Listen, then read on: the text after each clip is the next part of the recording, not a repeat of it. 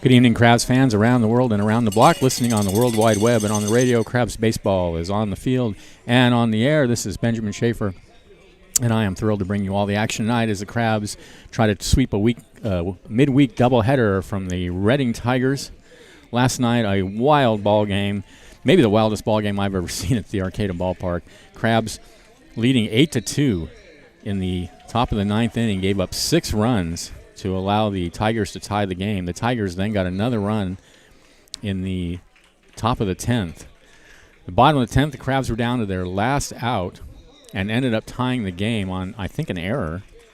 And then in the bottom of the 11th, the Crabs won it on, essentially, they didn't win it on the play, but the back-breaking play of the game for the Crabs was a 2-run error, a 2-base error by the pitcher, which allowed Gioso to go all the way to third with nobody out, and Allenson brought him home, and the Crabs ended up victorious after blowing a 6-run lead. I have never seen the Crabs blow a lead like that before, especially not in the ninth inning.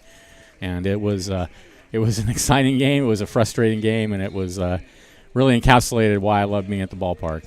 So if you missed it or you left home, if you left early to go home, shame on you. You missed quite an ending last night. So tonight, Crabs will go for the sweep. Actually, they'll go for the season sweep. They won the first 2 here a couple weeks ago, and they're going to look to win the 2 this week. Let me give you the lineups for the opposing teams. For the visiting Tigers, Khalid Johnson will be in center field and lead off. Keenan Morris will bat second at shortstop. Mike Benavides at left field will bat third. Gio Mijares, the first baseman, bats cleanup. Luke O'Brien at third base bats fifth. Matt Weidkamp, who pitched great last night for the Tigers, will bat sixth and be the DH. Eric Spencer in right field bats seventh. Drew Andrews will be at second base and bat eighth. And Cam Johnson, the catcher, will bat ninth. For the on the mound, by the way, it's Peyton Jeffries for the Tigers. For our Crabs, Ethan Smith leads it off. He'll be the DH. Aaron Casillas bats second at shortstop. Dylan McPhillips will be the catcher and bat third. Andrew Allenson at first base bats cleanup. Ethan Fischel at second base bats fifth. Tyler Gannis out in right field bats sixth. Luke Powell will be in center and bat seventh. Drake DiGiorno in left field bats eighth. Connor Kincaid will be the third baseman and bat ninth. And on the mound for the Crabs, it'll be Caleb Ruiz. And let's see. I'm looking for his numbers, and they're here somewhere. Here they are. I think we're going to go to the national anthem first, and we'll come back and talk more about Caleb.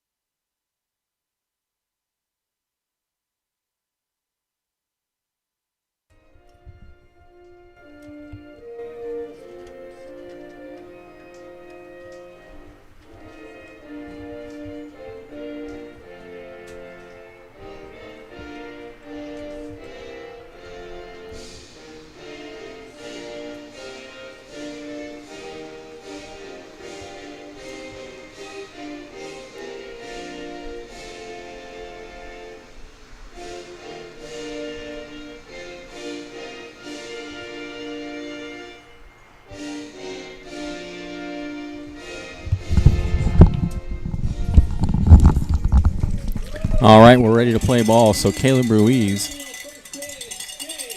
23 1/3 innings pitched. He has a 3-0 record. He's given up 24 hits, 17 runs, 6 were earned. He's walked 14, struck out 37, ERA of 2.58. So we have the first pitch now. The young man looks to be about 3 or 4 years old out there. He's into the windup. And the delivery is, a good pitch. Nicely done.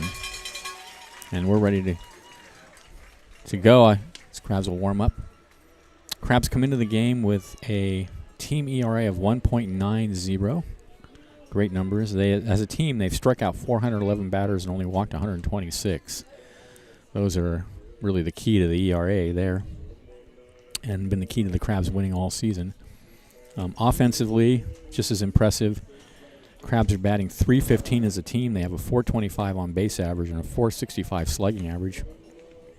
They are led by Gabe Gioso, who is not in the lineup tonight, but he, in 25 games, he's batting .455. He has an on-base percentage of .517 and a slugging average of .743. Those are truly Ruthian numbers. 1.260 OPS. And what a spectacular season he's having, among others. But Gioso definitely standing out for the Crabs. Crabs come into the game with a record of 27-6.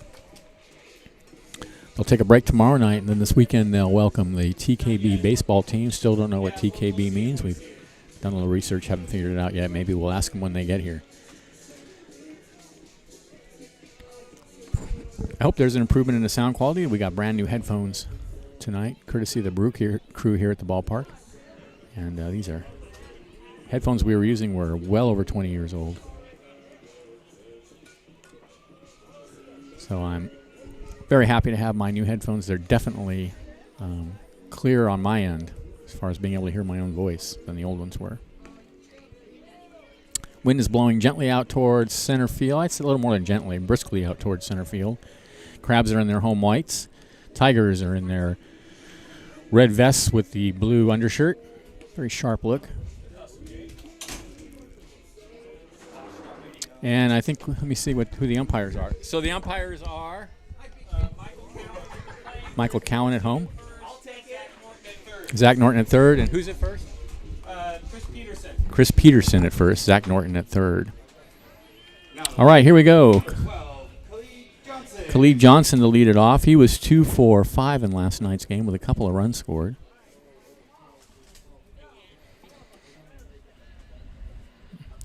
That was just such a fun ball game last night at the end. I mean, just really the last 3 or 4 innings were just great. And there's a strike at the knees, 0-1. All better because the Crabs ended up winning after all. 0-1 to count to Johnson.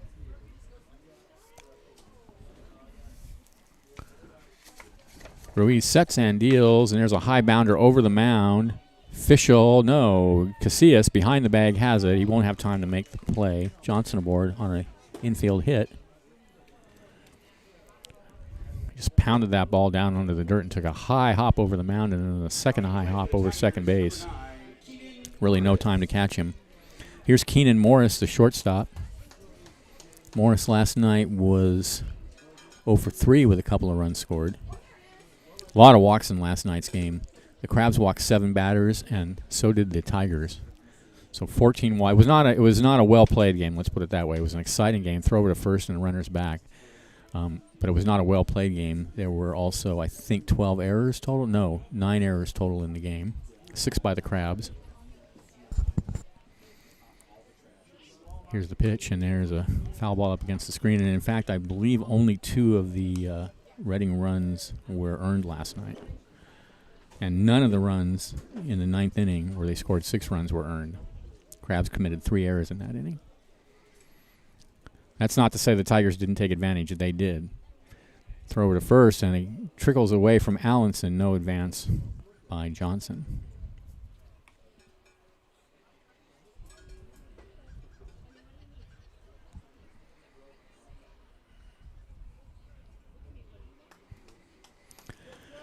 Ruiz sets, looks over at first, and here comes the pitch. There's a bounder out in front of the home plate, and it's going to kick foul. So 0-2 now, the count to Morris. The Crabs defensively, it's Ruiz on the mound. Dylan McPhillips is the catcher. Andrew Allenson at first. Ethan Fischel at second. Connor Kincaid at third. Aaron Casillas at short. Drake DiGiorno in left. Luke Powell in center. And Tyler Gannis in right field.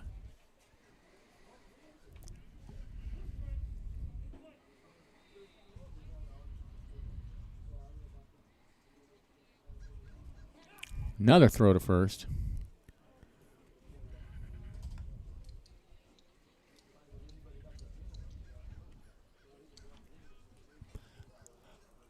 Johnson's got a big lead over there. Here's the 0-2. Hit foul down the left field line, and that's going to drift into the picnic area where, a young kid almost made a catch out there. Not quite.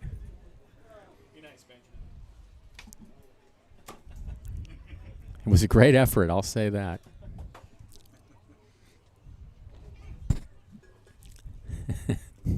On to the count. And the pitch. In the dirt.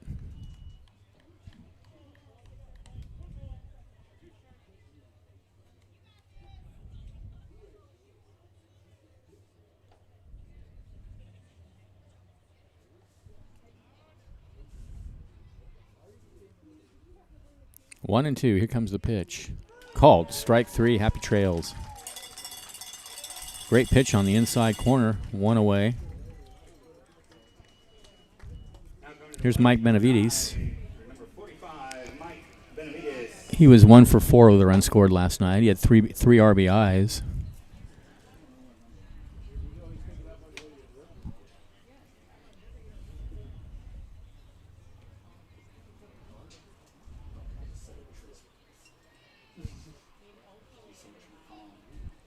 Here's the pitch. Ooh, fastball high and outside. Check swing. Oh, they ruled that he went around. Okay. 0-1.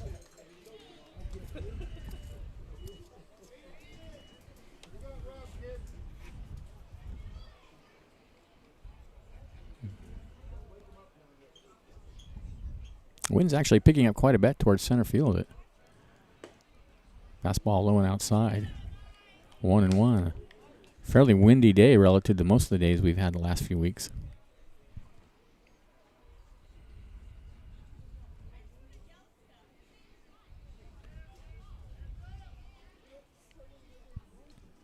1-1 to Benavides. Fastball away. They throw behind the runner, and it kicks off Allison's glove. He's going to go for second, and he will make it. That'll be an error on Allison.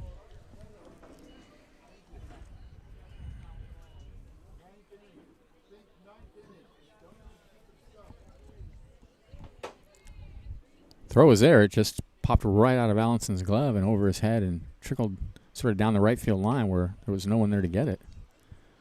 So now Johnson at second. 2-1 the count. And there's a breaking pitch that hit him on the helmet. He's fine. Hit him on the top of the helmet.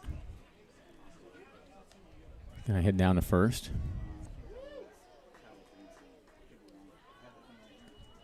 So runners on first and second now with one out. And here's Gio Mijares. 1 for 3 last night. 2 RBIs. I think he was hit by a pitch twice last night.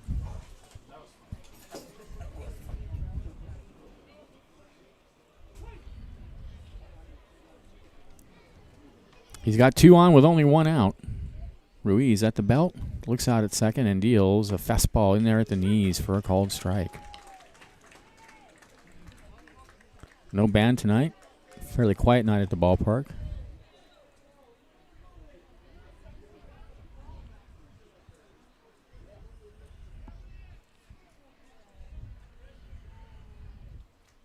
Runner goes. The 0-1 is swung on and missed. A throw down to third is not in time. Benavides holds it first, but Johnson steals third. And as Liam noted last night, it looks kind of like the Tigers are stealing some pages out of the Crabs playbook last night and tonight. So now runners on the corners with 1 out in the count, 0-2 to Mijares. Look over at first, and here's the pitch. And he pounds that one into the dirt. And it rolls up against the backstop.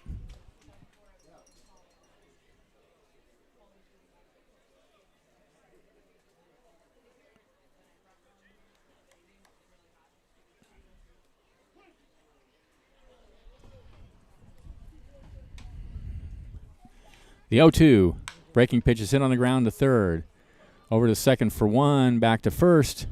And the Crabs turned the 5-4-3 double play to end the inning. No runs, there was a hit, there were no errors, and one left. And at the end of half an inning, Tigers nothing, Crabs coming up. This is Crabs Baseball, 1480 KGOE.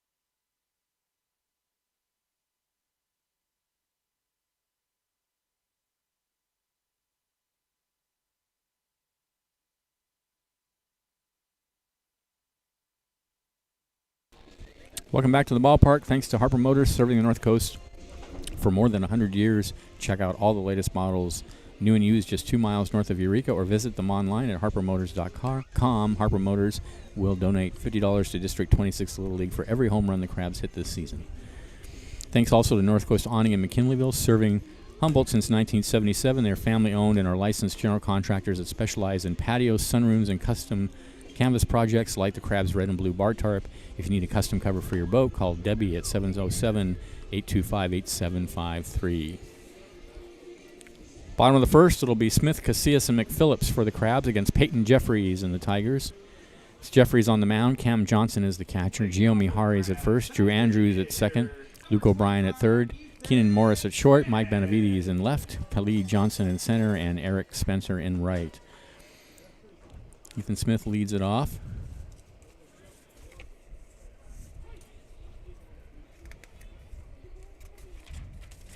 And the first pitch from Jeffries is a called strike on the outside corner. Ethan Smith is batting .233 with a .427 on base percentage and a .438 slugging average. Here's the 0-1. And he takes another fastball on the outside corner. Last night he was 1 for 3 with an RBI.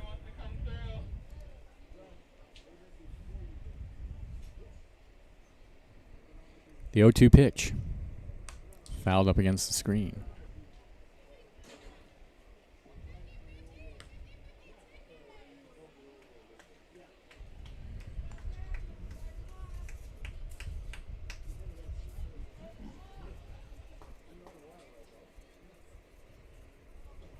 .02 in the dirt.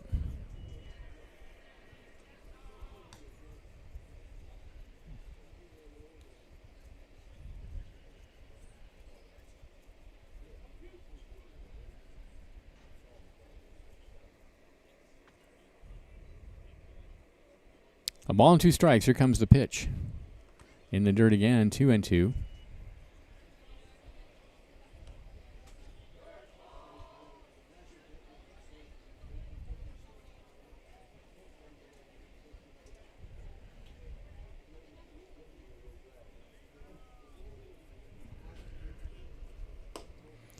And the next pitch misses low and outside, so Smith works the count full after getting behind 0-2. Jeffries sets, and here comes the 3-2 pitch down low. So Smith walks to lead off the inning. Now coming to the plate, the shortstop, number 3, Aaron Casillas. So here's Aaron Casillas. Casillas last night was 2 for 6. He comes in batting .270, .344 on base percentage. Smith over at first, short lead, and a pickoff attempt bounces and trickles away from Mijares, but no advance.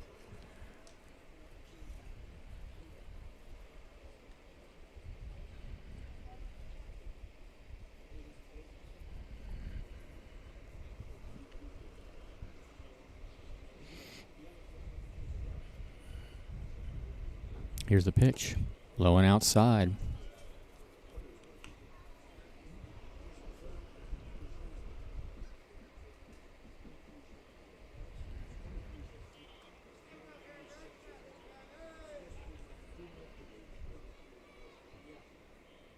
The 1-0. Hammered in the left field for a base hit.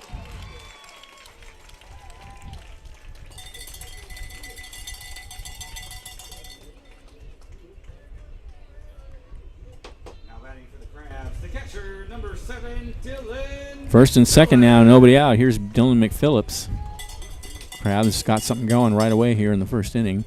McPhillips last night, I don't think he played. He did not play last night. He comes into this game batting .351, a .456 on base average, and a .447 slugging average.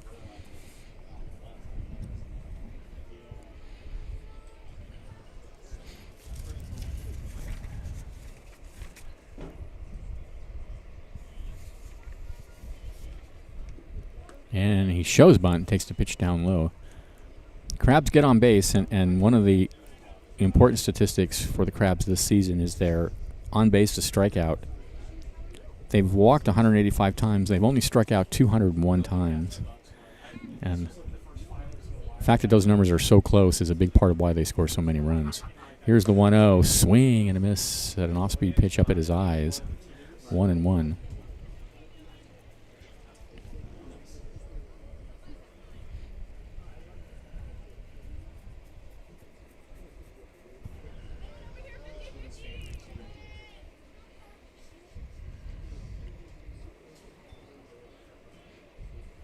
Runners take their lead, a look out at second, and here comes the 1-1. That's fouled down the right field line.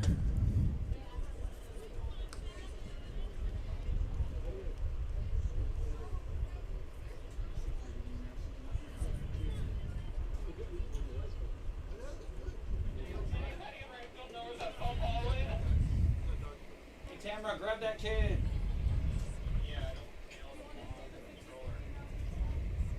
If you like, you can do it. 1-2 the count. Here comes the pitch. Fouled out of play again.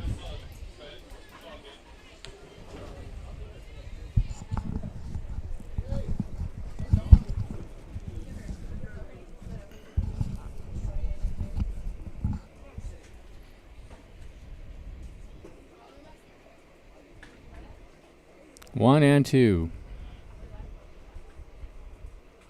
And the pitch. Breaking pitch in the dirt, 2-2, and the catcher can't find the ball, and the runner's heading for third, and he'll get there safely. That'll be a pass ball on Cam Johnson. He just dropped it and couldn't see it. So runners on the corners now for the Crabs, and the count even to McPhillips.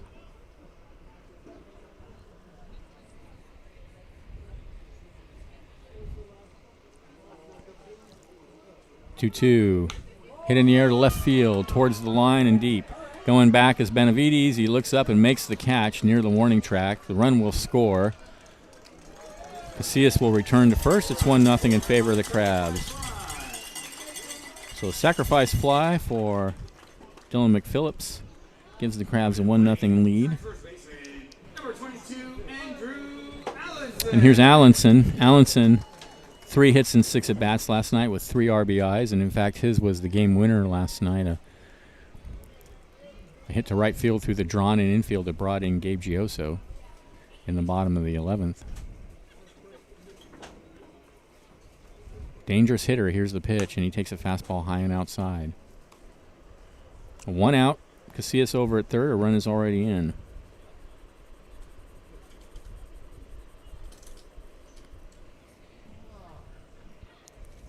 Next pitch is a called strike on the outside corner, 1-1.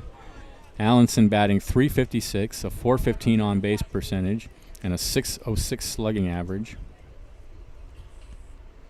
So that slugging average is second on the team to Gioso, and he hits a high fly ball to right field.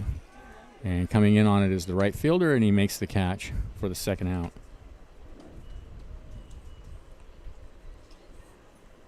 That'll bring Ethan Fischel to the bat. Fischel 0 for 3 last night with an RBI.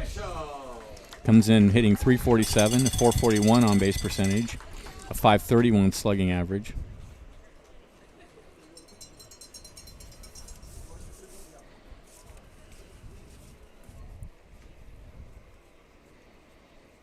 Runner goes. The pitch is outside. He feigned going. He was about a quarter of the way and then turned around and went back to first.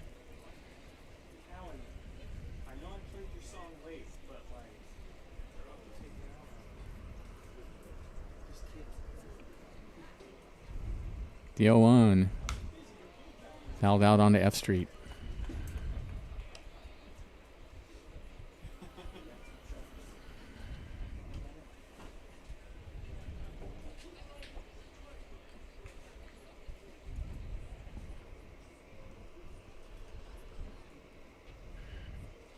Oh-2, breaking pitch misses inside.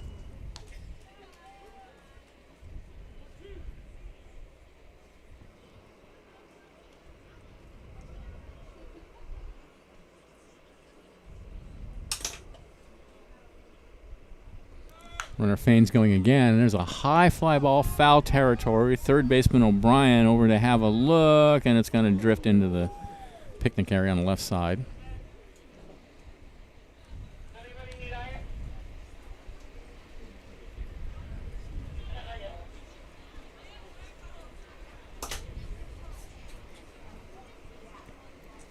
So the count of ball and 2 strikes now at official. Casillas still over at first. A run is in for the Crabs. They lead 1-0 in the bottom of the first. 2 are out. Jeffries deals, and that's hit in the air down the left field line. Benavides near the fence. Reaches up, makes the catch at the warning track for out number 3. Crabs get a run on a hit. There were no errors and a runner left, and at the end of 1, they're up 1-0. This is exciting Crabs baseball, 1480 KGOE.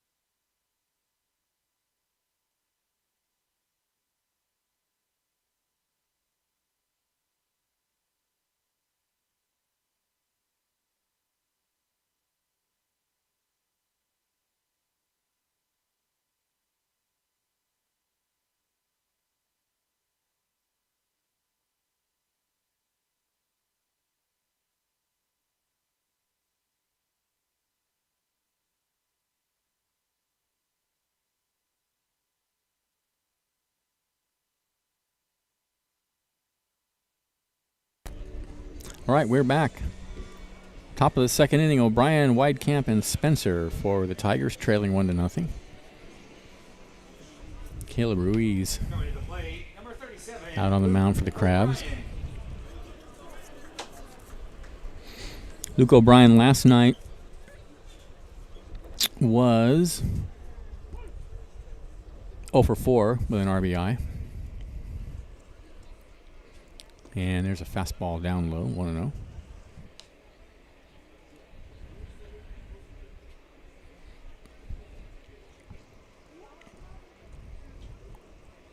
(1-0) misses inside, 2-0.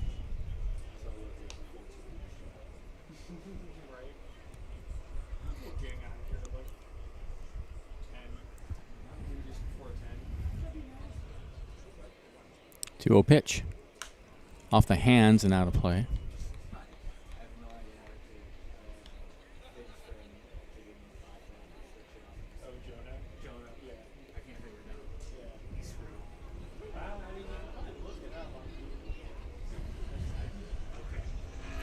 Two and 1 is the count. Here's the pitch. And he fouls that one out of play. A little late on a fastball.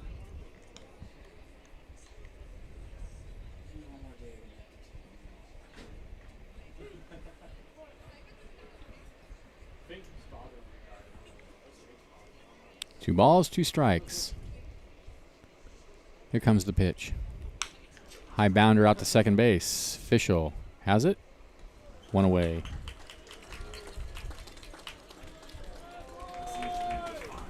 Here's Matt Weidkamp. He came in relief last night and pitched really well. He did a good job.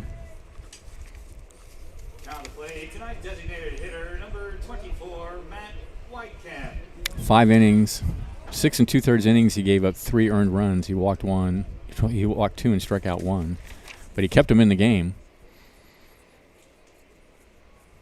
Here's the pitch, and he hits a bounder over to first. Allenson will take it to the bag himself, and there's 2 away. That one had a lot of forward spin on it.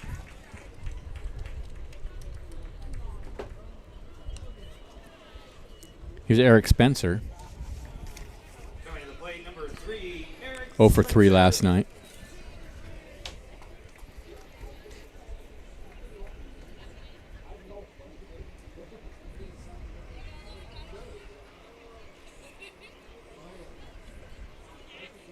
There's a fastball at belt high on the outside corner.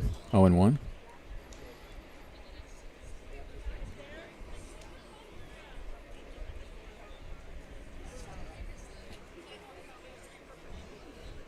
The 0-1 in the dirt.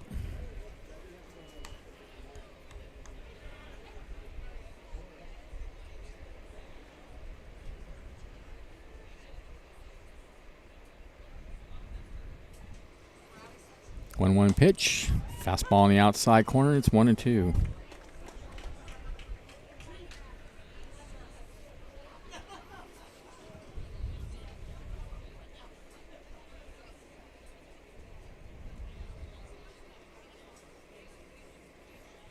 One-two breaking pitch is a slow bounder toned towards third. Kincaid on the run, throws to first. Nicely done. That'll end the inning. Tigers go 1-2-3 in the second. Crabs lead 1-0. This is Crabs Baseball, 1480 KGOE.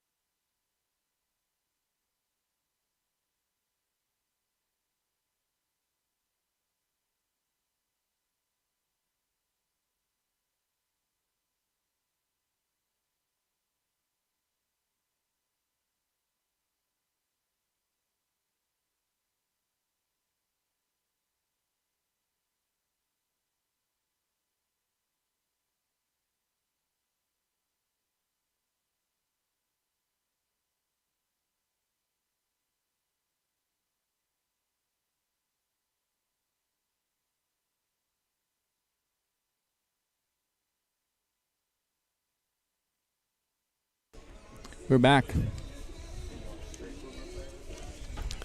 Thanks to State Farm agent Heather Venus, she can make it easy and affordable to help you protect your family from the unexpected.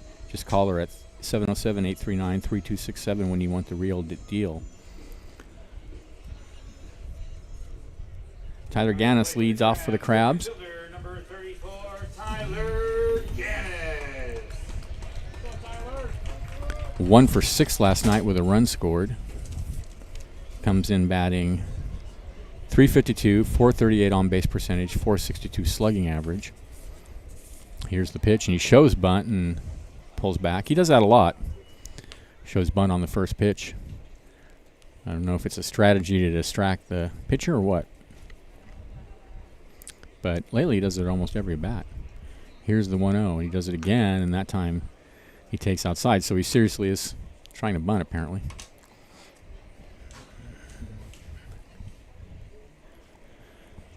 Two 2-0 the count. Here's the pitch. And he takes a breaking pitch outside, and the count quickly 3-0 now on Gannis. Crabs got a run in a first, and that's where we stand, 1-0 Crabs.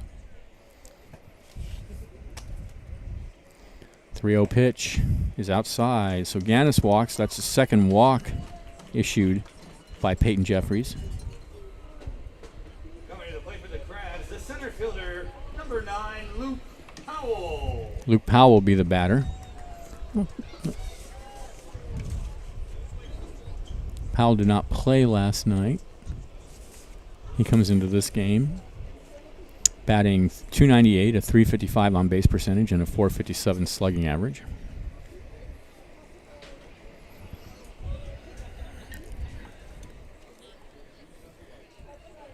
And he takes the first pitch right down the middle for a strike.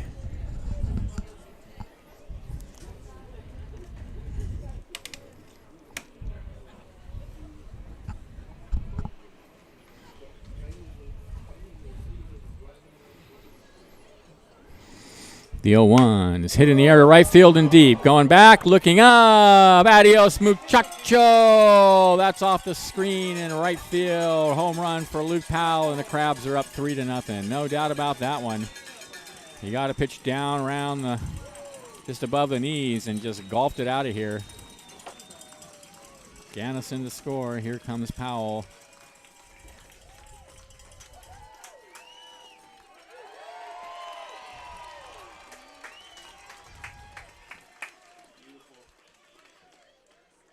That is Powell's second home run of the season. And still nobody out. Here's DiGiorno. DiGiorno came in as a pinch hitter last night, did not get a hit. And he takes a pitch in the dirt, 1-0. DiGiorno is batting .256 with a .362 on base percentage and a .359 slugging average.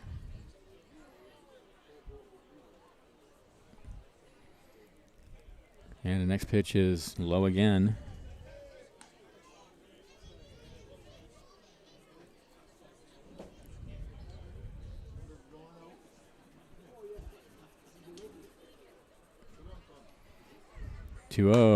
It's hit in the air. Left side on the infield. Luke O'Brien is under it. It'll be the shortstop, though, Keenan Morris, to put it away for the first out. Back to the top of the order. Here's Ethan Smith. Connor Kincaid, actually. This is the 9-hitter.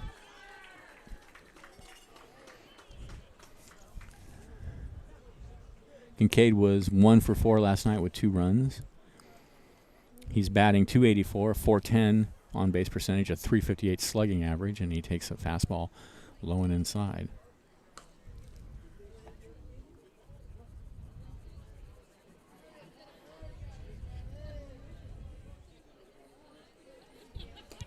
And there's another pitch that misses away, 2-0.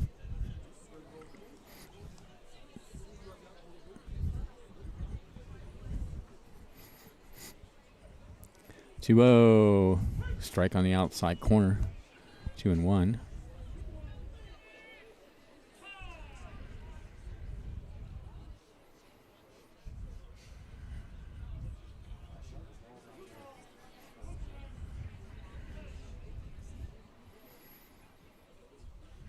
Jeffrey sets and deals 2-1.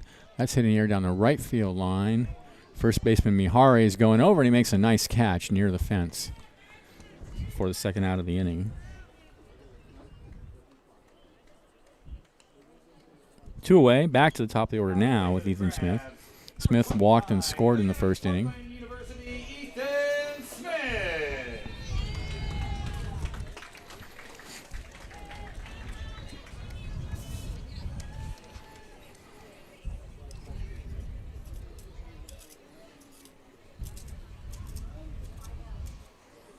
Fastball taken for a strike on the outside corner. It's 0-1.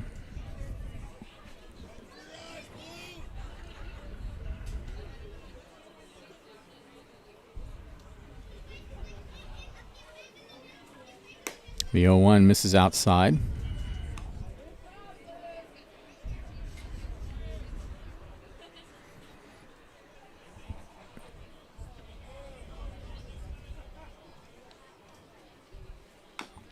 That one's tapped foul up against the backstop. 1-2.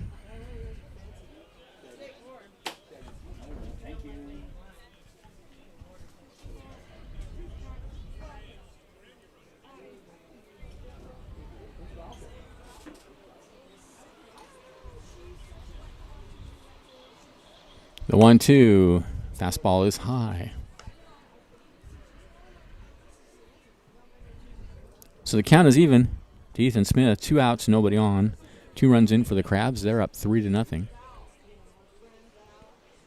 And the next pitch is lined in the center field for a base hit.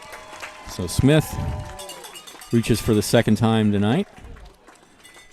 With 2 away, here's Aaron Casillas. He singled in his first at bat. Number 3, playing out of Cal State Bakersfield, Aaron Casillas.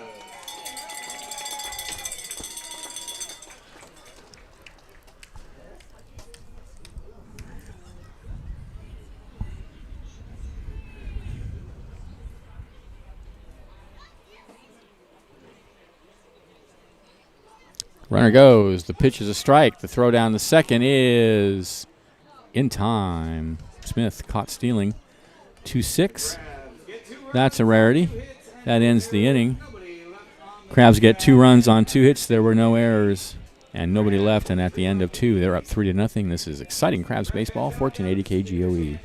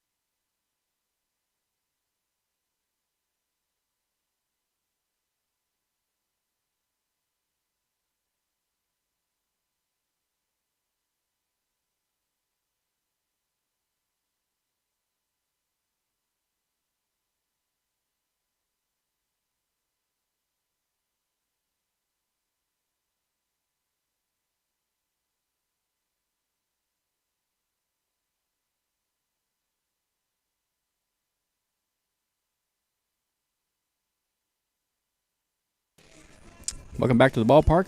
Top of the 3rd inning. It'll be Andrews, Johnson, and Johnson for the Tigers, with the Crabs leading 3-0.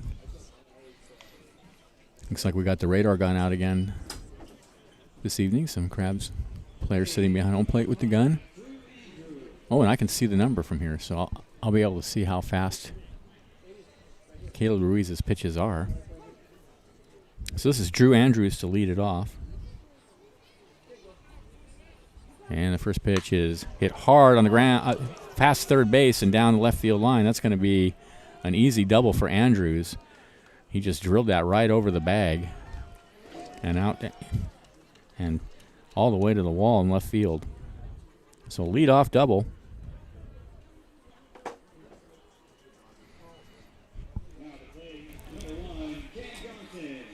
Here's Cam Johnson, the catcher. I think he came in last night as a pinch hitter. He got 2 at-bats. He was 0 for 2.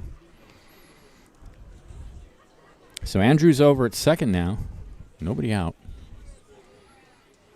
He just lined that ball right over the third base bag.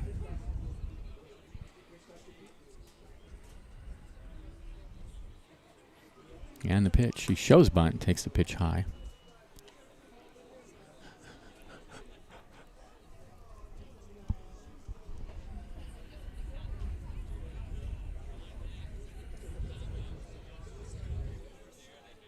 The 1-0. Fastball is a strike at the belt. 1-1. Good pitch. I can't see the radar gun now.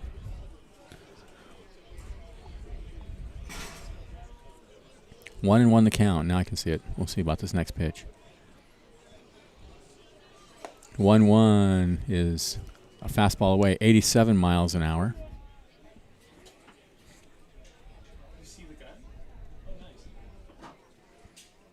So 1-2 the count now to Johnson. Oh, 2-1 the count. Check swing and ball is low. 3-1.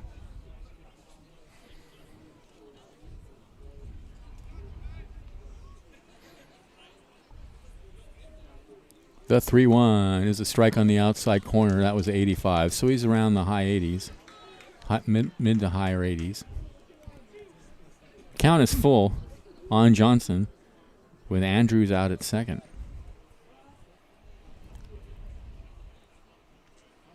The 3-2. Ball 4. So the first two runners reach base here in the top of the third for the Tigers, and they got a chance. Trailing 3-0, but threatening now. Back to the top of the order. Here's Khalid Johnson, singled in his first at bat.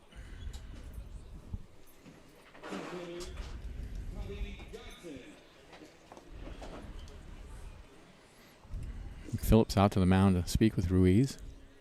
Liam? Hi, Benjamin. How are you? Doing good. How about yourself? Excellent. Excellent. Pretty good game so far. Pretty good. Pretty good. All right. I'll talk to you later. Thank you. Just I'd say hi. Okay. Liam's on the scoreboard tonight, so he can only chat when there's no action.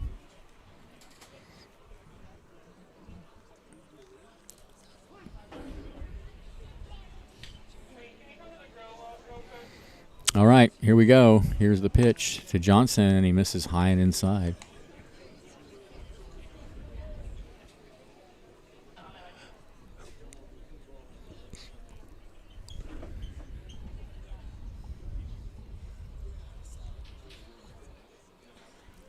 The 1-0 misses outside, 2-0.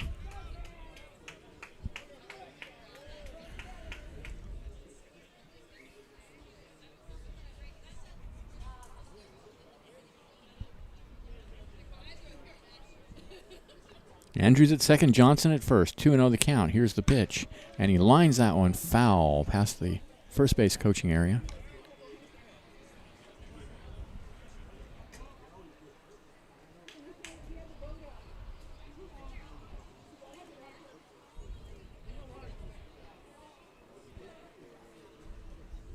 Ruiz sets and comes home 2-1. Check swing, and he taps it foul up against the backstop.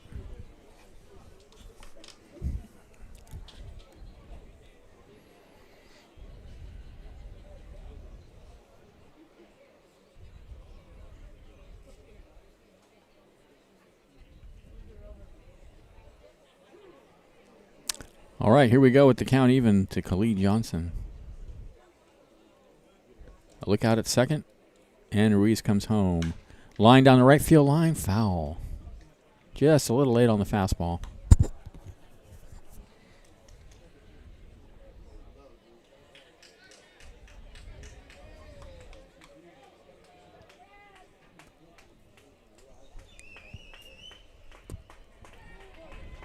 Two balls, two strikes. And there's a breaking pitch that misses high, and the count goes full. So Caleb Ruiz getting himself in a little bit of trouble out here. There's 2 on, nobody out. He's a pitch away from loading the bases with nobody out.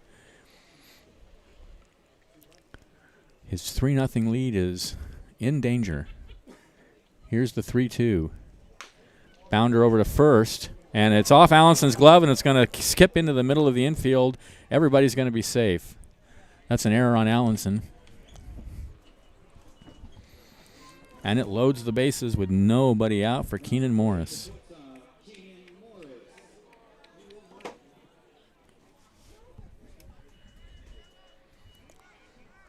Morris struck out looking his first at bat. Caleb Ruiz in a heap of trouble. Nobody out. A Tiger on every base. Here's the pitch. And that's lined in the left field. That's going to score 1.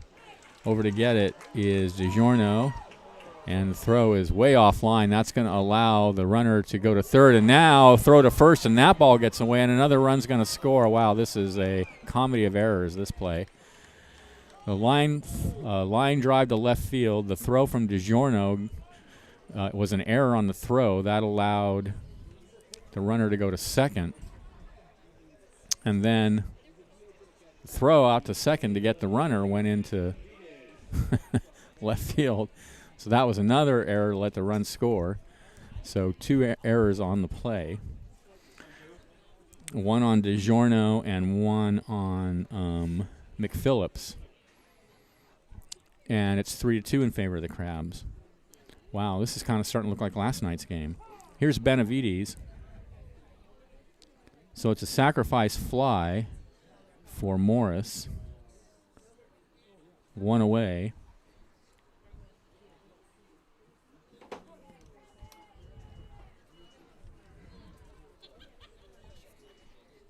Here's the pitch to Benavides, and it's a breaking pitch in there for a strike, 0-1. He was hit by a pitch his first at bat.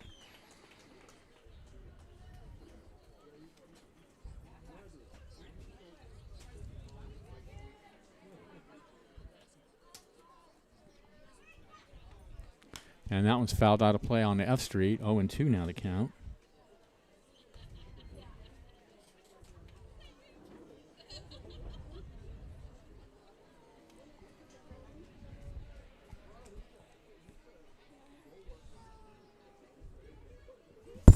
So the Crabs have 4 errors. 0-2 the count to Benavides. Here's the pitch. Breaking pitch away.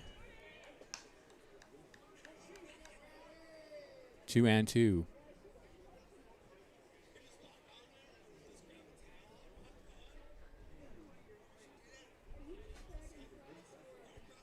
Ruiz looks in for the sign. Here's the pitch. Way outside, and the count, I think, is full.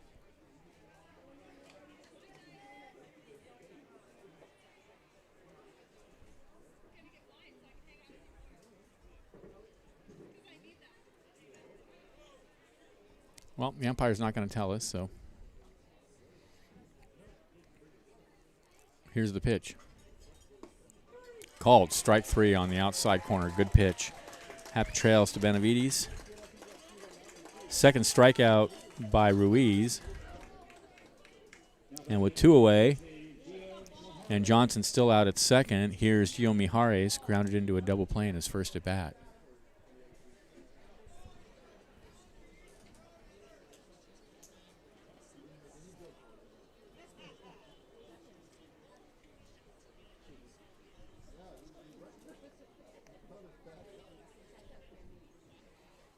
And there's a fastball low and outside.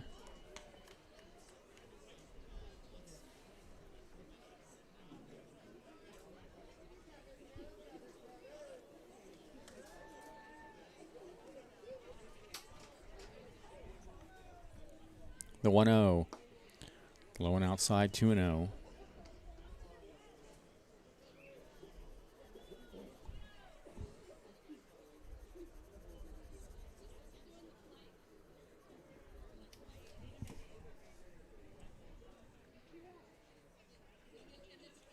Runner goes. A 2-0 is a strike. The throw down the third is not in time. He got under the tag. The ball was in there in plenty of time, but Kincaid did not get the tag down. So that's a stolen base for Johnson. That's his second time he's stolen third tonight. And so he's 90 feet away from tying the game with the count 2-1 to Mijares. And here's the pitch. Fouled out onto F Street.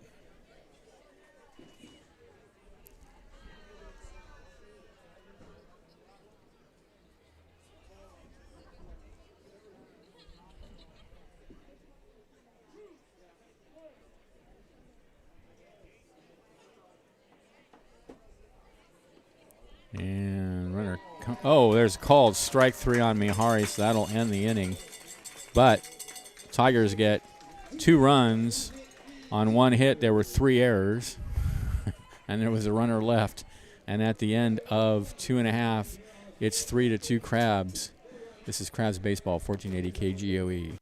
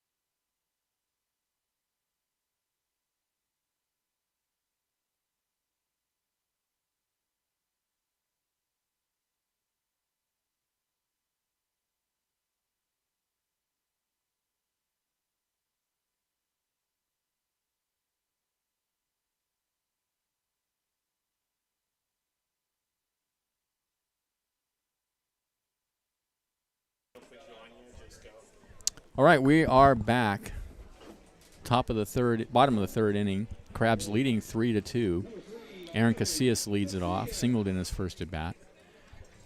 And the first pitch is high and inside. Peyton Jeffries out on the mound for the Tigers. 2 runs, 2 hits, no errors for the Tigers. 3 runs, 3 hits, 4 errors for the Crabs. Here's the pitch. That's hit in the air to left field towards the line. Benavides on the run. He's at the wall. He reaches up, and it bounces up against the wall. On his way to second now is Casillas, and he'll be in there with his second hit of the night. It's a stand-up double. I believe that Benavides lost the ball in the sun at the last minute. He had a beat on it. He had his glove up, and it just fell next to him. I think he didn't see it.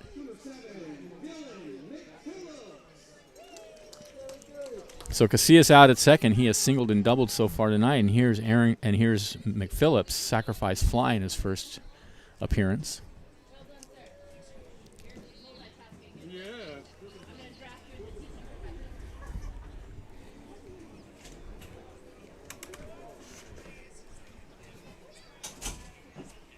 And the pitch. He shows bunt and misses it.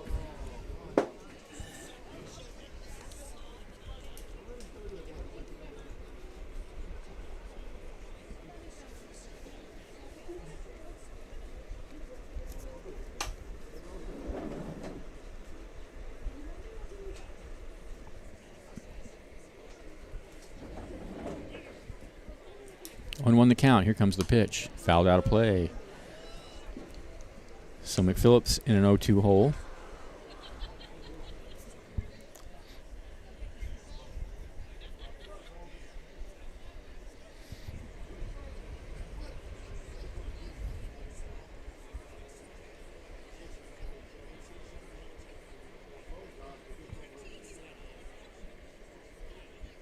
Here's the 0-2.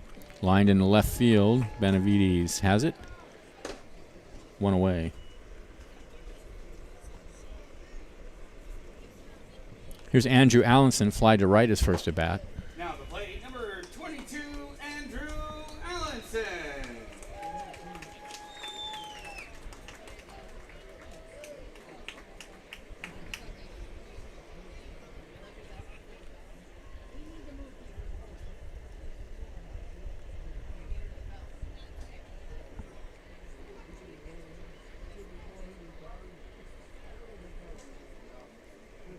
And the pitch to Allenson is in the dirt.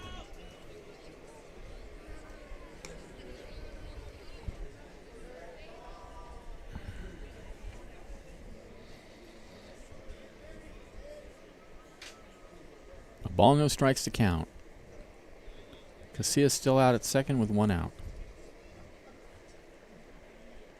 The next pitch to Allenson. Casillas goes, and the ball is hit in the air to left center field. Benavides is calling for it. He's got it. Casillas will go back and then head for third, and he's going to be out at third. What a throw by Mike Benavides. Wow, a double play ends the inning. That was really a nice play by Mike Benavides in left field. That ball was a strike to third base, and it was not a close play at third. Casillas out 7-5. Allenson flies to left. For the Crabs, no runs. There was a hit. There were no errors and nobody left at the end of 3. They're up 3-2. This is exciting Crabs baseball. 1480 KGOE.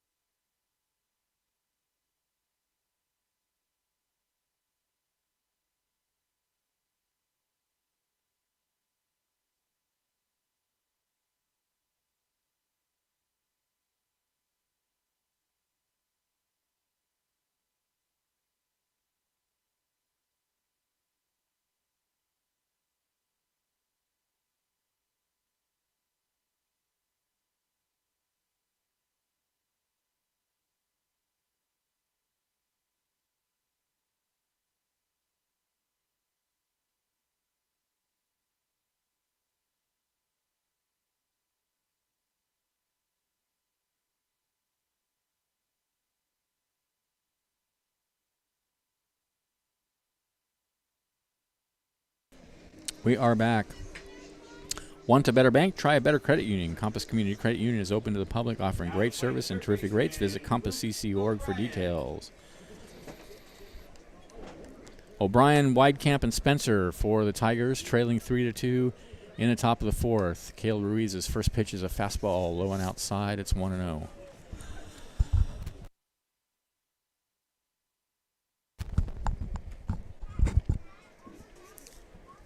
Pitch. Hit foul, wide of first.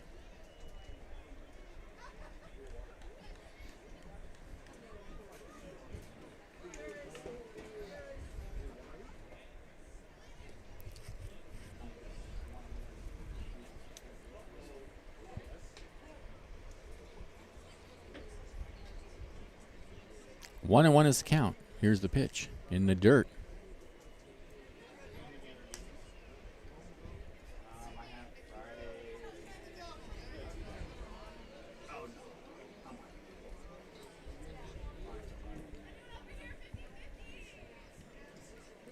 The 2-1.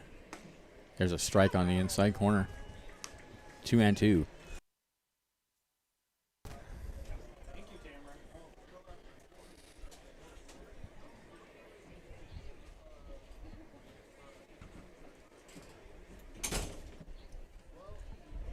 And there's a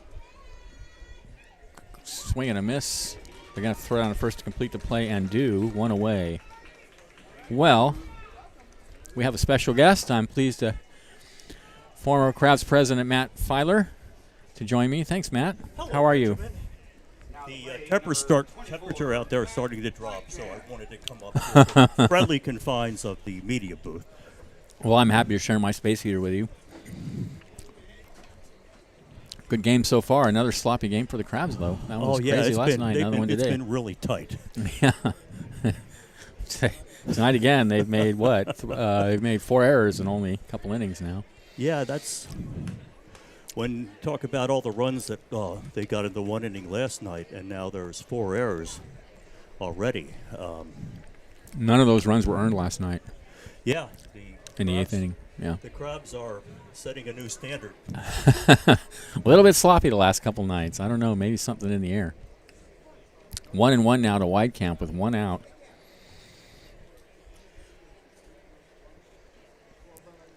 Here's the pitch. Fastball away. That ball that Powell hit got out of here really fast. Oh, yeah, that was drilled. Yeah, just took off. Yeah, that was no doubt off the bat. Yeah. He's really been hitting well. He started off, he was struggling at first, but he's been hitting really well lately. And he's played a great center field, too, I have to say. Next pitch is a... The outfielders have been just remarkable. Yeah. 3-1 now to count to Weidkamp. So those of you who may not know it, Matt is the official photographer for the Crabs. There's a fly ball over to first, Allenson under it. So all the great photographs you see of the Crabs are either Matt or Thomas Lull, who is the photographer for the Journal. He also was a Crabs employee and was a 50-50 person. Well, that's right. I knew that, yeah. 2-away, here's Eric Spencer.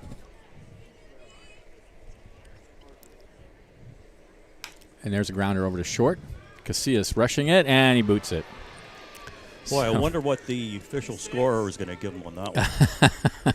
I'm going to call that an E6, we call that where I come from. And we also call that the 5th error of the night for the Crabs, and we're only in the 4th inning. To be fair, it wasn't hit that. It was kind of a ball he had to rush in on a little bit, but still, it's an error. So here's Drew Andrews, doubled his first at bat. And there's a strike on the outside corner. It's 0-1. They had the gun down here earlier on Caleb Ruiz, and I could see the number. I could see the speed. His pitches are around between the 83 and 87 mostly. Ooh, he tried to hold up on that fastball and couldn't do it. It's 0-2. Yeah, the other night, I don't remember who was pitching, but he was throwing at 93. Yeah, who was that? And then Chad came in and was throwing at 88, 90. Yeah, really? There's a called strike 3 on the outside corner. That'll end the inning. No runs. There were no hits. There was an error and 1 left. And at the end of 3.5, Crabs up 3-2. This is exciting Crabs baseball. 1480 KGOE.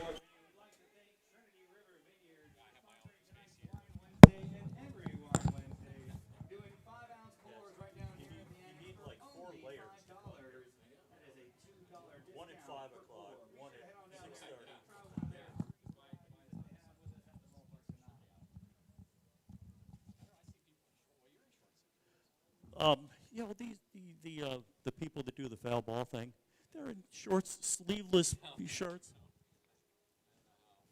It's disgusting.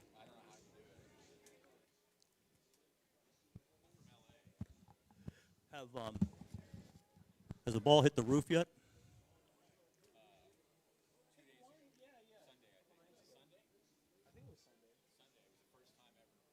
Yeah.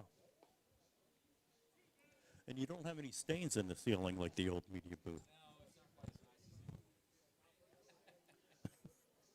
We need to get the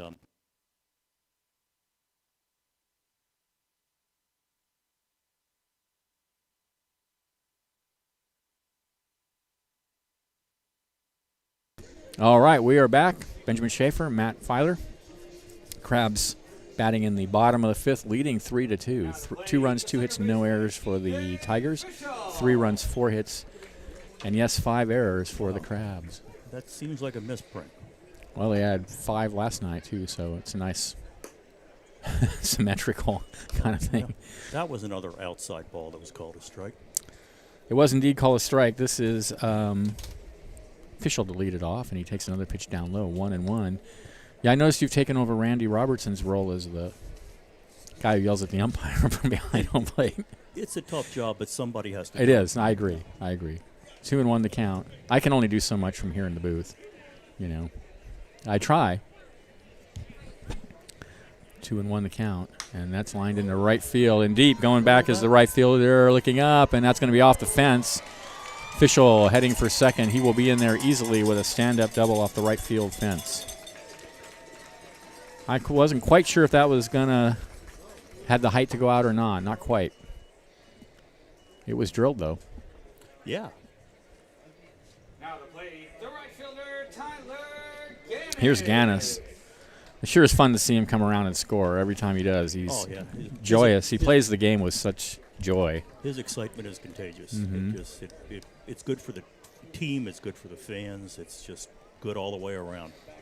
It's really nice to see someone love to play so much. So Gannis walked his first at bat. He's got Fischel out at second, nobody out. Here's the pitch, and he hits that one in the air down the right field line. That's going to go into the right field picnic area. 0-1 the count. Well, I have to say, I know you were past president and you're still on the board of the Crabs, but you guys did an incredible job putting this season together. I mean, I didn't think we were going to have a season. Yeah, the board worked really hard. Some of the board members just really worked hard. The 0-1 misses inside. And as it turns out, there was all that work for what basically amounted for 2 weeks of the season. But we learned a lot, and some things will carry over to next year. Yeah, I can remember when the season started, we were still doing the pods thing and everything. Yeah. 1-1 the count.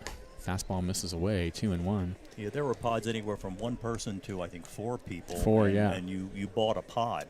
Yeah. And they were all 6 feet away from each other. The ones out in right and left field looked kind of like a graveyard because there were these rectangles with these little tombstones. Yeah, right, yeah. The 2-1 misses outside, 3-1. Yep. But what was really impressive was that Eric Ciccone, who works out the schedule, I see, was able to fill the schedule. And the teams that come in, we really don't know how good many of them are. We can't rely on history that we played them before. That's right. Here's the 3-1. Check swing, and he rolls it out towards second base. And I'll be recorded there as the runner advances to third. So Gannis out 4-3, 1 away. Fischel over to third. And now here is Luke Powell, who hit a no-doubter in his last at bat. I remember getting the schedule early like in late, I guess it was probably April, and thought, oh, we're just going to have we're not going to have as many games this year. We're going to have like half a schedule. And the next thing I know, it was all filled in. I was really surprised. And then some teams canceled mid-season or during the season, and Eric filled those up too. Yeah, we didn't get the Cowboys or somebody, or the Warriors, I think, was one of the teams. Anyway, yeah, they're pacing. Anyway, yeah, remember there was a team that canceled. We got the Seals to come up for them. And then some of the teams that were used to playing either didn't have a team this year or got a schedule conflict, like the Puff Caps weren't here this year. Oh, right, no Puff Caps. 0-1 to count. Yeah, they're good for a lot of capitalist jokes because they're the Pacific Union Financial Capitalists. That's a ball hit foul down the right field line. I think inflation caused their problems. I think so, yeah. See, I'm sure that was it. And sadly, we don't have the B-52s this year. I hope that are we doing anything about them coming back next year? No, they plan to come back next year. Oh, that's great. It just got to be too late, and they just had to pull the plug. Mm-hmm. We also didn't get the Walnut Creek Crawdads or the Prune Packers. Right. 0-2 pitch. And he bounces it up there. A nice block by Cam Johnson to keep Fischel over at third. 1 out, Fischel at third. 1-2 to count to Powell. Crabs leading 3-2. We're in the bottom of the fourth. The game's going by pretty quick so far. Yeah, we said that last night. Yeah. And then the 8th inning happened. Here's the 1-2. Grounded in the hole on the right side and through for a base hit. Crabs lead it 4-2. So Powell comes through with his second hit of the night, the first one being the home run, and his third RBI. Nice piece of hitting. He just got a pitch over the plate and just hit it through the right side. Was that Powell's second home run? It was his second, yes. And here's DiGiorno, popped short his first at bat. So Powell's still over at first. And even getting a team together this season, I was surprised we were able to have even a roster at this point. 1-0 the count now as the pitch goes outside. Yeah, Robin has a lot of contacts that he's built up over the years. And then, there's the usual, like, Sac State. We always have somebody from Sac State. Yeah, right. But I was pleased to see that we had some Northridge players because Northridge is a big baseball school. Well, I'm impressed with this team this year. I think we've got a good team. Yeah, they are. They're a very good team. I'm impressed. The pitching has been incredible, except for a little while last night. In the dirt, and it gets away from the catcher. He can't find it. He is having a heck of a time, Cam Johnson, finding the ball when he drops it. I don't know if something's up with his mask or what. That's the third time tonight he's dropped a ball and was just unable to locate it when it was right at his feet. That's a pass ball. Powell to second. Yeah, the pitching has been amazing. I was looking at Stevenson's numbers, for instance, last night. Our Sunday pitcher. And there goes the runner and a throw to third, and he's a dead duck. Why did he do that? Well, they've been successful with it mostly. It's just at that time the pitcher happened to look over at the wrong time. The pitcher was looking at him the entire time. Yeah. So, unfortunately, you have to do it when the pitcher's not looking. Works a lot better. I think they usually teach them that. Yeah. So 2-5 caught stealing, and that's 2 away now. Nobody on for DiGiorno. And he hits one in the left field. That's going to drop for a hit. And he boots it, and then DiGiorno will go to second. That'll be an error. This will be a hit and an error on Mike Benavides.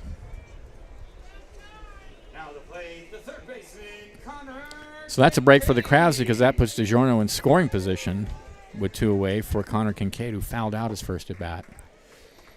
The Crabs are lucky to have Kincaid and McPhillips because they can play anywhere. Yeah, and they can catch. Or McPhillips can at least, yeah. Kincaid is caught. I thought he's had. Yeah, I thought he had. Here's the pitch. And that bounces it up there. That's going to go all the way over towards the Reading dugout, and that's going to allow DiGiorno now to go to third on the wild pitch. DiGiorno has been a big help at different positions, too. He's played the outfield, and he's really a very slick shortstop. He has been really good at short, the times he's played short, yeah.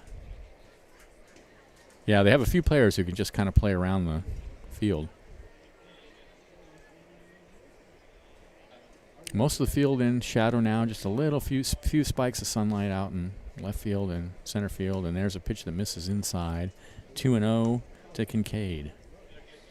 Crabs up 4-2. And it was nice to see Chris Peterson back on the field, who's umpiring first base. Oh, okay. I was gonna say I'm trying to place who that is. They're all umpires to me. Left field. Yeah. They're just umpires as far as I'm concerned. You know. Yeah.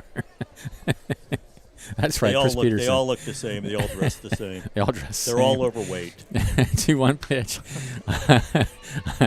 The fly ball to right field. That'll end the inning. The Crabs get a run on 3 hits. There was an error and a runner left, and at the end of 4, they're up 4-2. This is exciting Crabs baseball. 1480 KGOE.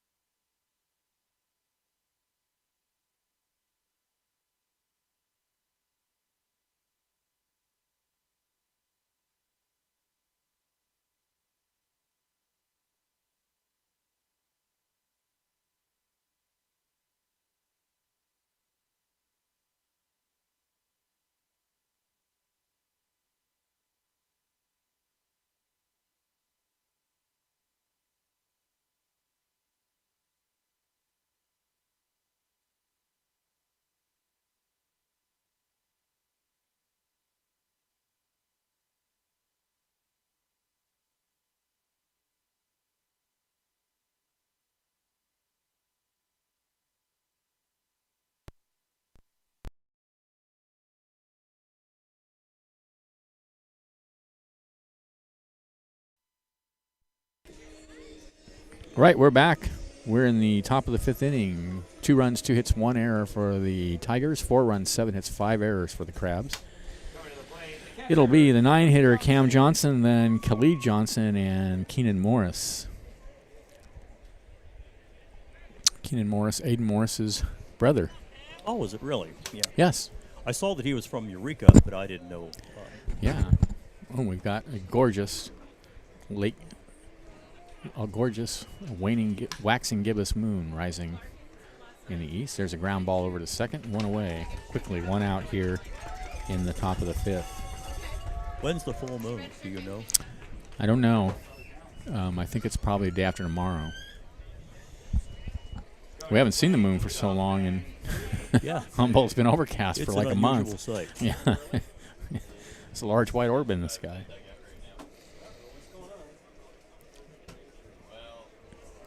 So here's Khalid Johnson. He's wearing some sort of a bandana around his head or something. Oh, yeah. He takes a pitch down low. It's 1-0. He tonight has singled and reached on an error. He's also got a couple stolen bases. He's stolen third base twice tonight. Here's the pitch. There's a strike on the outside corner, 1-1. I like those Tigers get-ups. I think the Crabs need something similar. That vest and everything, that's cool. Yeah.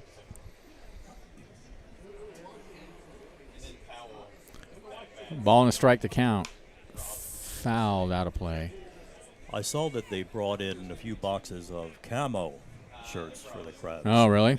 Yeah, now that there's a couple weeks left in the season, they have their camos. Not a big fan of the camo myself. I'm not either. It's the look that says I'm going to sneak up on you and kill you. Or go hunting. 1-2 pitch. There's a ground ball back up the middle and knocked down by Casillas, and it just skips around out there. That's going to be a hit 3 people for touched Johnson. that ball. 3 people touched it, yeah. But it was hit too slowly for any of them to make a play, once it got past the pitcher, that is. So, second hit of the night for Johnson, and he's been aboard 3 times now. Here's Keenan Morris, struck out, and he has a sacrifice fly. Well, I have to say the Tigers have they're in the game all the time. You know what I mean? Even when they lost 2 weeks ago, a month ago or whatever, they were always in the game. They seem to take advantage of the situation that they're in. They absolutely do. Fastball low and outside. It's 1-0. Last night, perfect example of that. They drilled a couple of doubles in that inning to get them back in the game. And the Crabs did make some errors, but if it hadn't been for those hits, they wouldn't have gotten back in it. Throw to first and runners back. Yeah, they got the big hit at opportune moments. There's a ground ball slowly out to second. Oh. Should be two. He boots it. He picks it up and throws to first. And so they do get the out at first. On the play, Johnson goes to second. Maybe their balls are just slick or something. Maybe before they delivered them, they. Well, that one looked like it hit the lip at the edge of the Oh, grass, okay, and skipped up. which is really pretty abrupt.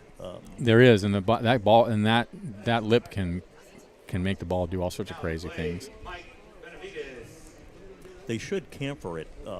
I don't know exactly what the groundskeeper does, but it's a straight cut, and it hits that, and you don't know where the ball is going to go. Yeah. Fastball taken. Is that a strike? Nope. Outside. 1-0. So 2 away. Johnson out at second. Here's Benavides was hit by a pitch and struck out looking. Oh, there's a fastball high and inside. Boy, that was close. You have to be so quick to get out of the way of those. Sometimes I wonder how some of those older players, I know, like in the major leagues, are able to get out of the way. I don't have my cat-like reflexes. I certainly couldn't get out of the way. Plus, you can freeze. You kind of just get stuck staring at it. That's right. The 2-0 is a strike on the outside corner, 2-1. And somehow they almost always manage to duck out of the way or dive out of the way. Or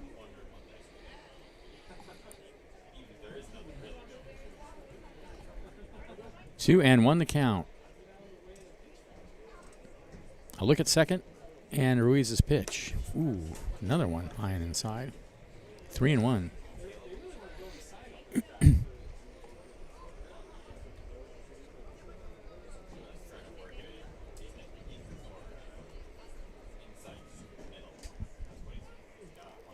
Here's the 3-1. That's hit in the air to left field and deep, and that's going to be up against the fence on a bounce. Here comes Johnson in to score. On his way to second is Benavides, and that's exactly what we were talking about. Take advantage. Crabs failed to get the double play. And now the double brings them within a run. And now the tying run at second. Here's Gio Mijares. Mijares has hit into a double play and struck out looking. That ball was stroked. Yeah. Oh, that was a big cut on a fastball down and in. Very down and in. I get the feeling if he gets into one, it's going to go. He hit one last night that took off. Yeah, he drilled. He was the one hit that double into the That's 394 right. sign. Yeah, he cleared the bases. Yep, and he misses outside 1-1, and that ball was drilled. That went all the way to the fence on the deepest part of the ballpark. 1-1 the count, and the pitch is lashed foul. Oh. Yikes! Some Crabs diving out of the way over there. That just went right over the top of the dugout. Yeah, the balls that hit the shingles on the roof of the clubhouse or the judo hut aren't really of any use other than for batting practice. There's a ground ball to third. Throw to first. Nice play. Oh, no, and it gets away from Allenson, and another run's going to score. Oh, my. That's the fourth error on Alan Allenson tonight.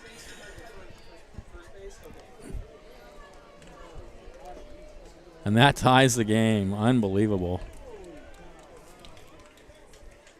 Yikes. 5 errors for the Crabs again tonight. And we're tied at 4. I don't know. I don't know what to say, Matt. I mean. Yeah, I feel sorry for Allenson, but yeah, the Crabs, John Bryant was telling me that with like the past 6 innings, the Crabs have just made a bunch of errors, starting last night. Yeah. Pitch misses high and outside, 1-0. Well, like I said, in last night's game, they ended up making, I think, a total of 5. Oh, they had 6 and last night, so they're They still need to make one more tonight. Here's the pitch, and that's lined in the left center field, shallow. A sliding catch. Nice catch By DiGiorno out there in left field to end the inning. Nice play, but they get 2 more runs on 2 hits. There was an error and a runner left, and at the end of 4.5, we are tied at 4. This is sloppy Crabs baseball, 1480.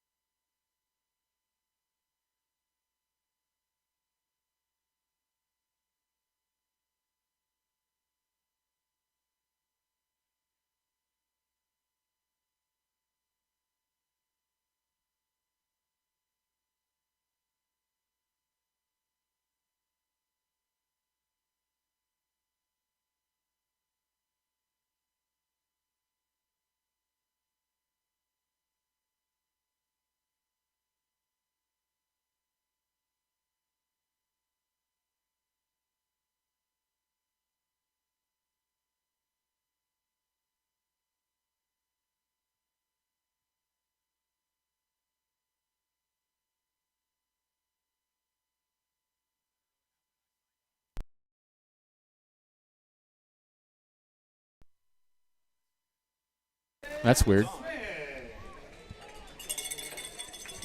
All right, well, if anyone's listening, we're back. It's Ethan Smith to lead it off for the Crabs in the bottom of the 5th, tied at 4. And there's a strike at the knees. It's 0-1. So can you call him or whatever? Or is there a way to do that?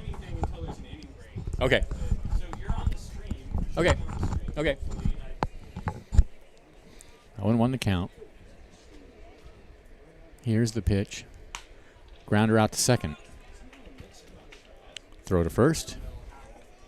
And there's one away. So Smith is 1 for 2 tonight. Yesterday was Smith's 22nd birthday. Yeah. Yeah, he got a pie, didn't he? Well, I mean, he wore a pie. it was like a pie tin filled with whipped cream. Yeah. He got to wear a pie, I mean. Yeah, I missed it. I heard it was going to happen, but I didn't see it. Here's Casillas, 2 for 2. And there's a pitch in the dirt, 1-0. We accidentally got kicked off the radio, so if you're listening on the radio now and you can't hear us, switch over to the internet, and you'll be able to hear us there. We are streaming. Here's the pitch, I think. High in the air on the right field side, first baseman Mijares, and he almost made the catch, but it drops out of play. He made a good catch earlier in the game on a ball over there. Had to find his way around Brian Morgan. Yeah, who wasn't helping. Wasn't giving him any direction over there. Nope. So 1-1 to count to Casillas. We are tied at 4. Crabs again with some sloppy infield play. There's a fastball that misses high. 2-1 have given the Tigers the opportunity, and yet again the Tigers have taken advantage when they've gotten him. Casillas has been a solid number 2 hitter this season. He has, and he got progressively better at short. There's a pop fly on the infield, and the pitcher will field it for out number 2. So quickly 2 outs here in the 5th. Also, Casillas is, and his hitting's gotten better as the season's progressed. He's definitely hitting better now than he was earlier on. For a while there, he was under 200. And now he's up in the 250s, I think. Here's McPhillips, sacrifice fly and a line out to left.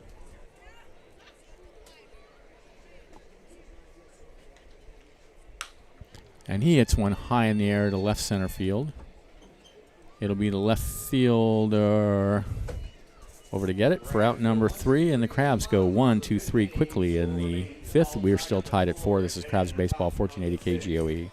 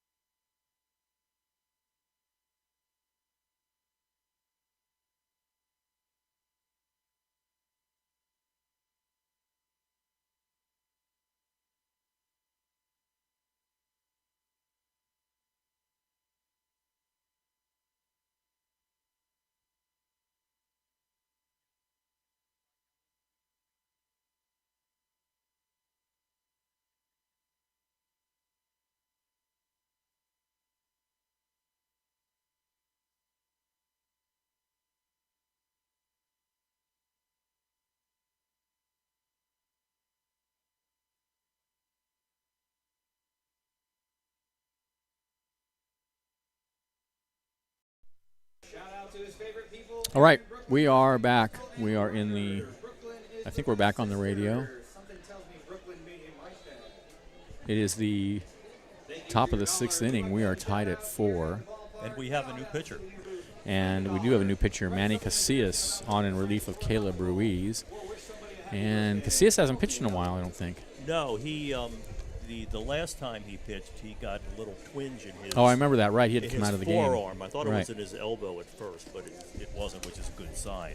And several games ago, he was pitching BP and just loosening up. So it's good to see him pitching again.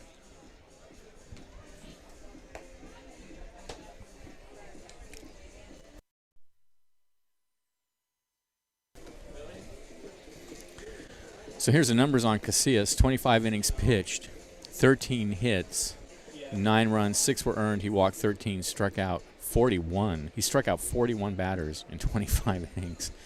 ERA of 2.16. He's been pretty impressive. He has. Like as you were saying earlier, the pitching in general has just been really incredible this year for the Crabs. And we have two closers who have been more or less unhittable. Yeah. Prozell and On the mound for the Crabs, number 6, playing out Wilson, of thank you. Cal State Northridge from Walnut, California, Manny Casillas. all right, so Casillas will face Weidkamp, Spencer, and Andrews. This is Weidkamp who pitched last night for them. He was good. Yeah. He kept him in the game all through those middle innings. Here's the pitch, and Casillas pours a fastball in there high.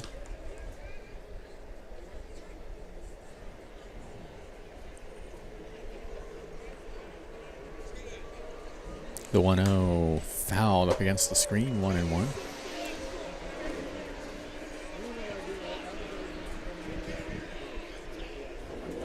At times, it's hard to believe that many of these players are just freshmen in college. And I know, huh? I know. when you 1-1 fastballs in there at the knees. I was thinking that when we were playing that high school team a while back. And then I was kind of like, well, it's weird they're playing a high school team. But then I realized most of them are like only a year out of high school themselves. yeah, and then you can't really tell when they're on the field, but when you see them close up, some of them just look really young. Yeah. 1-2 swung on and missed. Boy, blew a fastball right past him, a high fastball. 1 away. Weidkamp down for the 3rd time tonight. Eric Spencer. The only senior we have is at Gioso. Oh, okay. Be curious to see how many of them come back next year. It'd be nice to get a few of these players to return. It's been such a good team. And Gioso got his bachelor's degree, and he's working on his master's, and that's why Wednesdays he's not in the starting lineup because he has a class. Oh, I see. Cool. 1-0 the count. And that one is high, 2-0. So I thought college eligible meant you had to be in your bachelor's, but you can be a master's student. That counts, huh? You can be a graduating senior. I get it. Okay. I see. And a lot of it depends on your eligibility. You may not have played a sport for 2 years. Oh, I see. Okay. 2-0 misses down low. 3-0 now to Spencer, who's 0 for 2. Yeah, all that bit's always been kind of confusing to me. The 3-0 misses high, ball 4.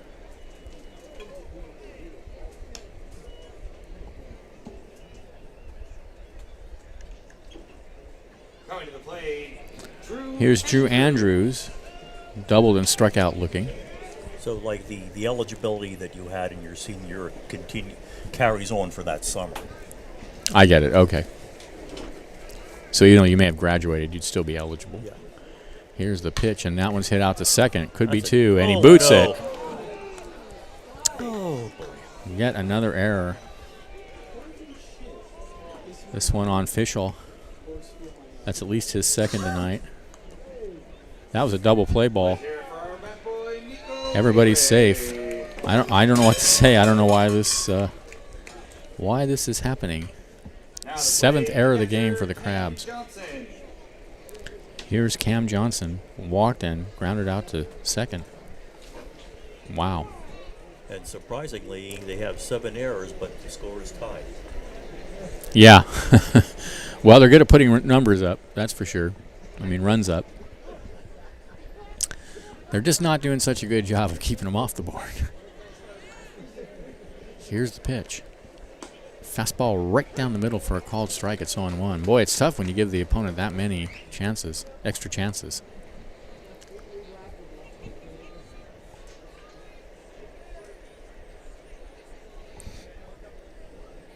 Oh, and 1 the count.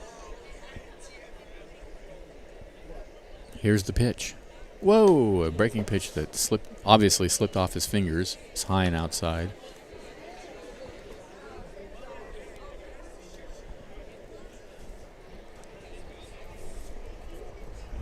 Two balls, 1 strike to count. Here's the pitch. Ooh, all the way to the backstop, and that's going to be a pass ball. Pitch is inside. 3-1. The runners advance. Looked like McPhillips wasn't expecting that. I don't think he was.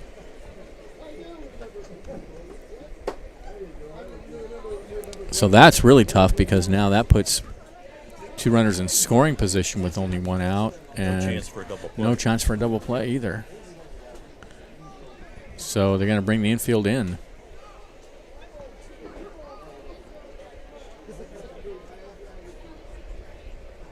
All right, here we go. 2-1 to Johnson. And the pitch. Breaking pitch misses down low. 3-1.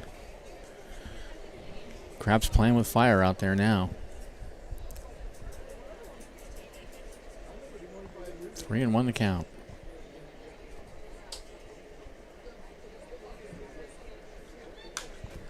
There's a fastball hit out of play out onto F Street. 3-2.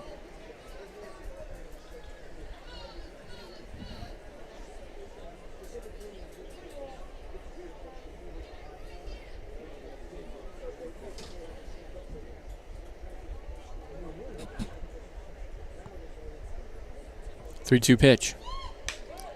Slowly hit out to short. They're going to come home, and they make the play at home. Nice play. Good job by Aaron Casillas to get Spencer trying to score.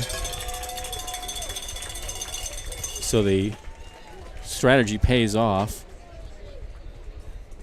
Spencer out 6-2 for the second out of the inning. On the play, Andrews goes to third. Leadoff man, number 12, Khalid Johnson. So with runners on the corners now, here's Khalid Johnson. Is he up again already? I know. It seems like he's always up, and it seems like he's always on base. He's been on base 3 times tonight, 2 singles and an error. And when he gets on base, he's trouble. Yeah. Here's the pitch. Fastball right down the middle. Ball briefly escapes McPhillips' grasp, but no advance.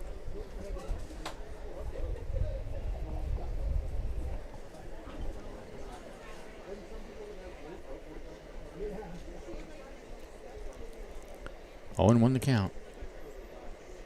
And now they got the runner on first picked off. They run him over to second, and now they're going to come home, and he's out.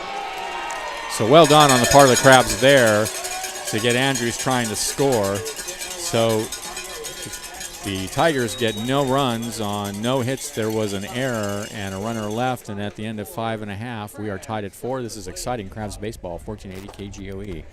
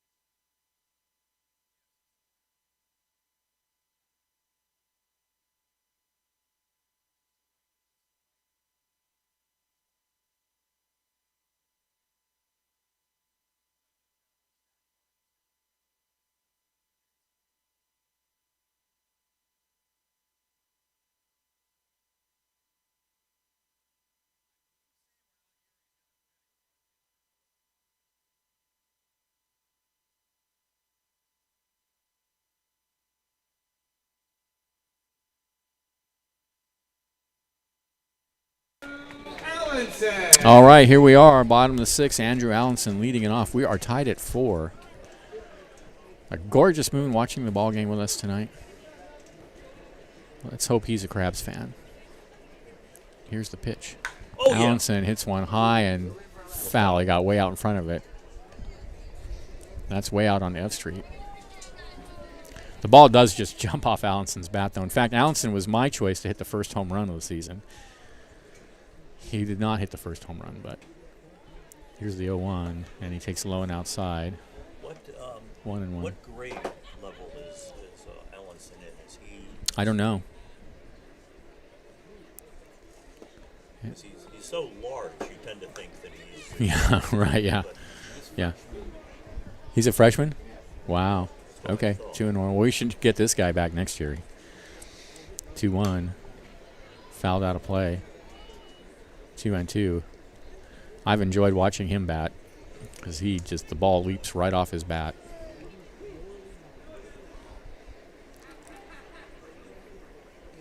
The 2-2. Down low, 3-2.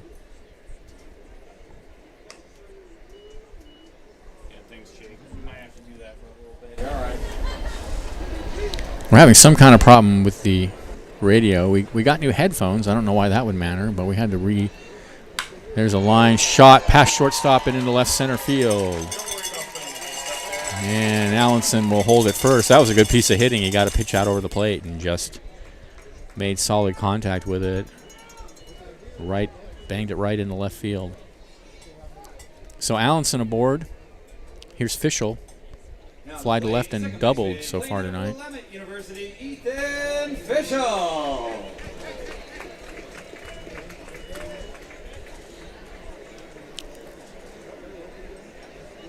Fischel's having a quietly excellent season. Throw over to first. Yeah, he has, and he's played in just about every game. Mm-hmm. We got him from the B-52s. I remember when he played for them 2 years ago.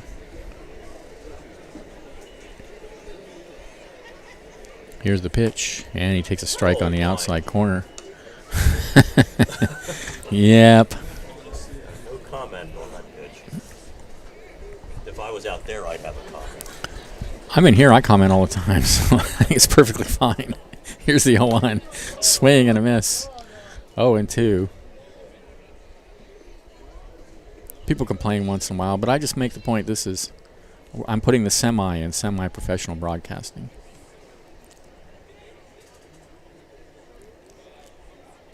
Oh, and to the count. Hit in the air to center field.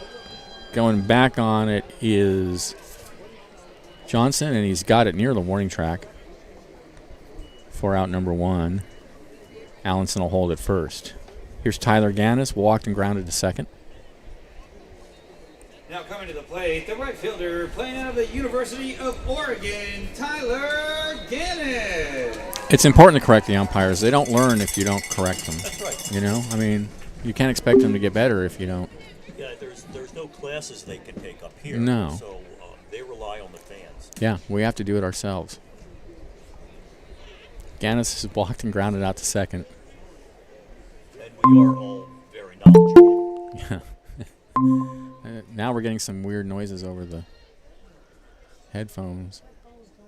Computer-like weird computer noises beeping over the headphones. I don't know if the fans can hear it, but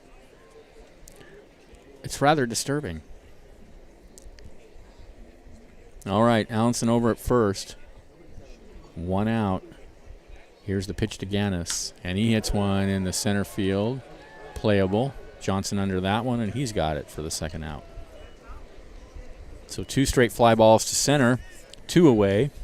Here's Luke Powell, homered and singled so far tonight.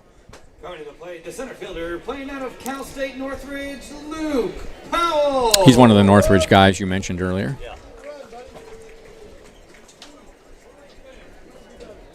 Northridge and Fullerton, big baseball programs. Seems like we get a lot of players from Fullerton too, yeah, and Sac State, as you said. Liam and I were talking before the game how great it would be if HSU would have a baseball team. Oh, yeah. There's a high bounder over the first base and down the line. Allenson digging for third. He'll be in there easily. Here comes the throw in to second. It's cut off, and it's a double for Gannis. Runners on second and third now for the Crabs. That's Powell's third hit. For Powell, thank you. Yes, not Gannis. That's his third hit. And in fact, he's got a double. He's got a home run, a single, and a double. All he needs is a triple. I imagine we have had players that have done I think it's happened once, and I don't remember who it was or when it was. It was fairly recently. I mean, last few years, I think. But I think it's happened once that I know of. Here's DiGiorno, 1 for 2. He's got runners on second and third. The score is tied at 4. Here's the pitch, and he fouls that one over towards the Tigers' dugout. Big spot in the game here. Crabs with a chance to take the lead here in the bottom of the 6th. And triples are tough here, unless the ball... That gap over there is really the only place to hit a left field gap. Or if the ball was to hit a wall and go past Right. the fielder. Right.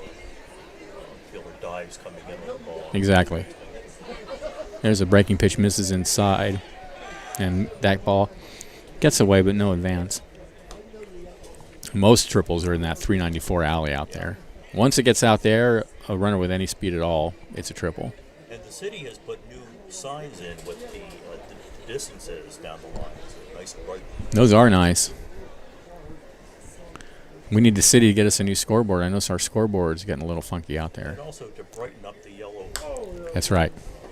line that's underneath the scoreboard, because Yeah. the fence, if there's a home run, it goes over the fence, and you Right. know it's a home run. But underneath the scoreboard, there's a line, and above that is a home run. So it's different than the top of the fence. I see. Well, there was a ball hit just out there last week, I think it was. Yeah. There was a home run right under the scoreboard. 1-2. Here's the pitch. Check swing, and the pitch sails outside. 2-2 now There was also to a ball that DiGiorno. looked like it was going to hit above there, and Gannis caught it. Yeah, that was a great catch. Yeah. That was a great play. That may have been the best play of the season by Crabs. He's also Fielder. got a great arm. Yeah. 2-2. Oh, we went round on a pitch high in the zone. That's all for the Crabs and DiGiorno. No runs, 2 hits, no errors, 2 left. At the end of 6, we're still tied at 4. This is Crabs Baseball, 1480 KGOE.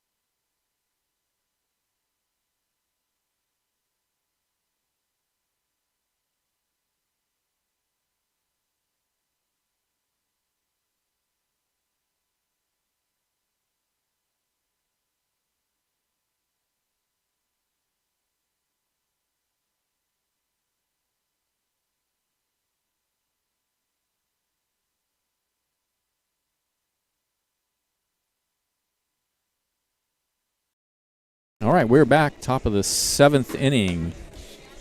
It will be the top of the order for the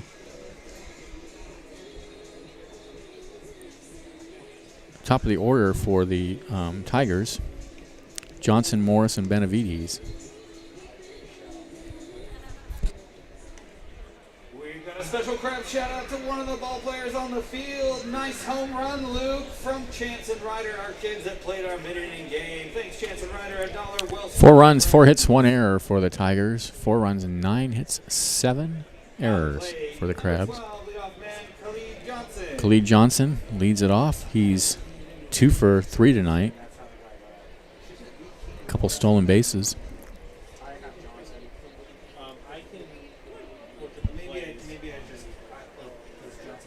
Here's the pitch.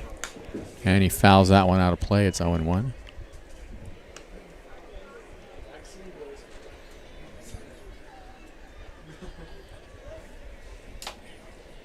Lights are on. Darkness has fallen. It usually on the clear nights it gets really cold, but on clear nights here it hasn't been that cold. It's been colder nights when it's foggy. Seems like it, yeah. The 0-1 is a pass ball down low, 1-1. It's just been a weird summer. We've just got a lot of overcast this summer. I remember last summer we were on, lockdown, but I was going to the beach almost every night for walks, and I remember it was a glorious summer last summer.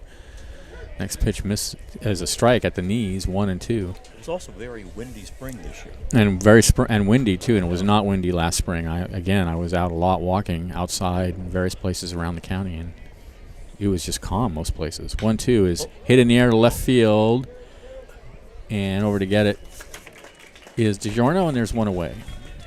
So they finally get Johnson out. Here's Keenan Morris, 0-2 with a sacrifice fly. Sometimes I hear the fans cheering for something. I have no idea what they're cheering about. Bat boy. Oh, the bat boy. Okay. You can't tell. Does somebody's car get destroyed by a ball? What? You never know what it was. Yeah, the Tigers have a bat boy that is Oh, yeah. nowhere near as tall as the bats. That's right. And that is Janeway's son. Rich Janeway, who played for the Crabs a few years ago, is the manager of the Tigers. The 0-1, he came up in the booth and chatted with us for a little bit earlier. Nice guy. Swung on a missed 0-2. The Crabs haven't had bat persons this year, like they haven't had any of the special events until Jake here has taken it under his wing to do that. Yeah, Jake's doing a good job with that stuff. Next pitch misses high. To cut down on the personnel due to the pandemic, there wasn't a special events person. Yeah. And Jake has been the utility player here. Yeah. Jake does pretty much everything around here. I see Jake rushing all over the place. There's called strike 3, breaking pitch. Nasty pitch. That's all for Morris. He knew it. He just turned and walked away. 2 away. Going to the plate, number 45, Mike Benavides. Yeah, I'm really proud of how this organization came together this summer. Yeah. Because we're pretty much back to normal. And I had no expectation of even having a season. I was expecting it to be canceled. I certainly was, yeah. So here's Benavides with 2 outs. He's 1-2. And there's a fastball high and outside. There's just so much that has to happen, and it takes a whole year. I was on the board for, a while many years ago, and I remember it took like a whole year of people doing all sorts of things to get the season to go. Yeah, the board meets the entire year. Even last year when everything was closed down, we were meeting twice a month. 1-0 is a strike at the knees, 1-1.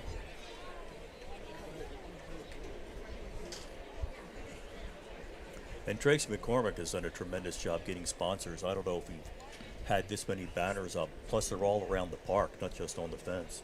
Yeah, all the ones along here are new behind home plate. Swing and a miss.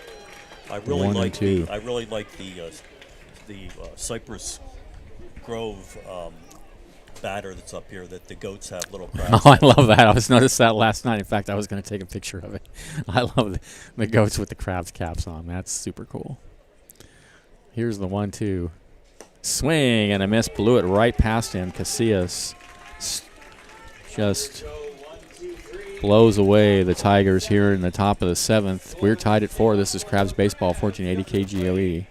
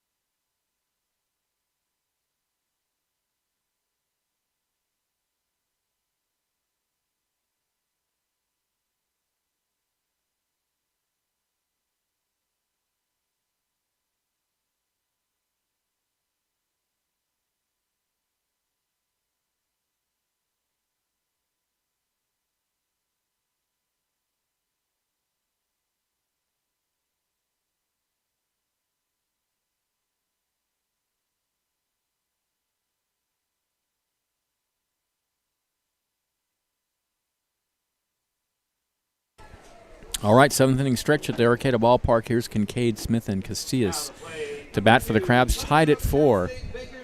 May have been the earliest seventh inning stretch we've had. No, I think it was. It's only, 8:45 or something?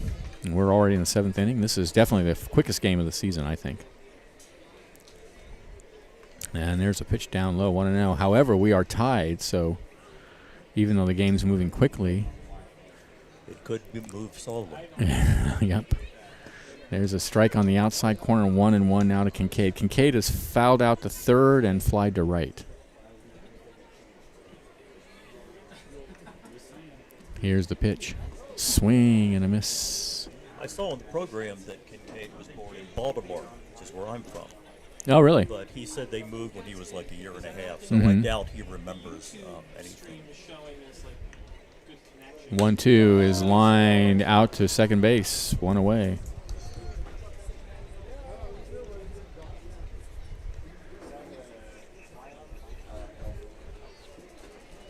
Here's Smith. Ethan Smith has walked, singled, and grounded to second. So were you an Orioles fan growing up then? Oh, yeah. The Orioles had some great They were good teams when we were growing up, yeah. It's hard now. They don't have that big of a market to compete with Yeah.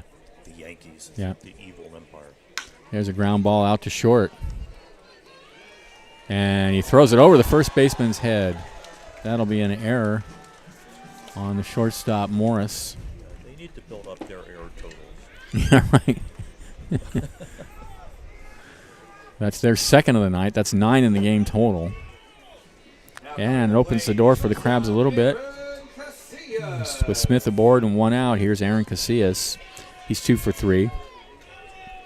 Oh, and the speaking of umpires, John Swanson had a baby today. Oh, wow. Congratulations to John Swanson. Well, that's great. Which I imagine is why they had Brian Rose from Yeah. Sacramento here the other day and brought back Chris Peterson. Well, I hope that they get that baby out here right away and get a Crabs cap on him. Who's in the bullpen? Sean Closell. Prozel warming up in the bullpen for the Crabs. You can't start those babies too early in Crabs baseball, you know. No, yeah, you have to teach them balls and strikes really early too, because even with the age of these people, they have a difficult time. That's true. Here's the pitch. And if on the hands, and he hits a one-hopper out to short, over to second for 1, and it's a 6-4-3 double play to end the inning. No runs, no hits. There was an error, nobody left, and at the end of 7, we're tied at 4. This is Crabs baseball, KGOE. Wow.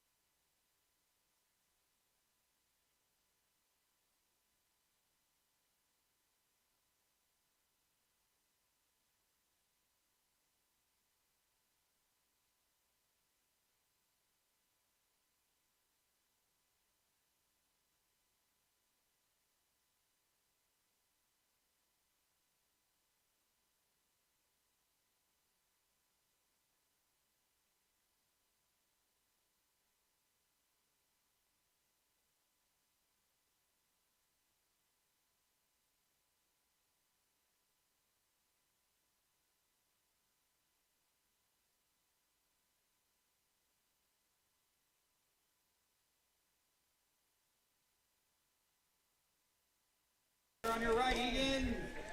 We are back. New pitcher on the mound for the Crabs. It's Sean Prozel on in relief of Manny Casillas. Casillas was great. It was. Prozel, you're going to see something if you haven't already. Prozel That's provided the video is good. that's right, has been spectacular, as have many of the Crabs. Here's the stats on Prozel. 20 and 2/3 innings pitched. He has a record of 1-1. He has 3 saves and 3 save opportunities. In those 20 and 2/3 innings, he's given up 9 hits, 3 earned runs. He's walked 5 and struck out 24. Wow. An ERA of 1.30. That's a lot of strikeouts. Yeah. Crabs as a team are really striking out batters at an incredible rate. Now, I don't know if that's just like a trend in baseball, because obviously strikeouts are out in the major leagues as well. And Yeah, strikeouts and homers. I'm sorry? Gabe Gioso's at first. And Gabe Gioso has gone in to play first base for Andrew Allenson.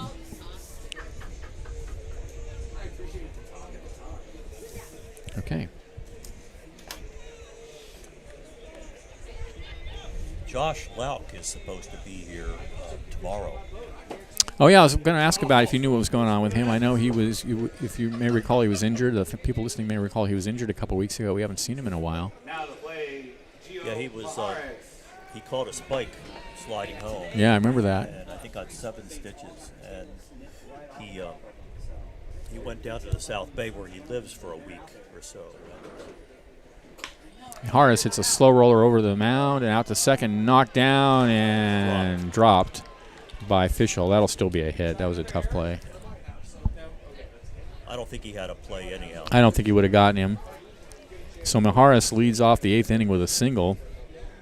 That's his first hit of the night. So Lauk, I don't know if he'll be ready to play the minute he gets back, or when he's getting the stitches out. But he seems to think it's in his glove hand.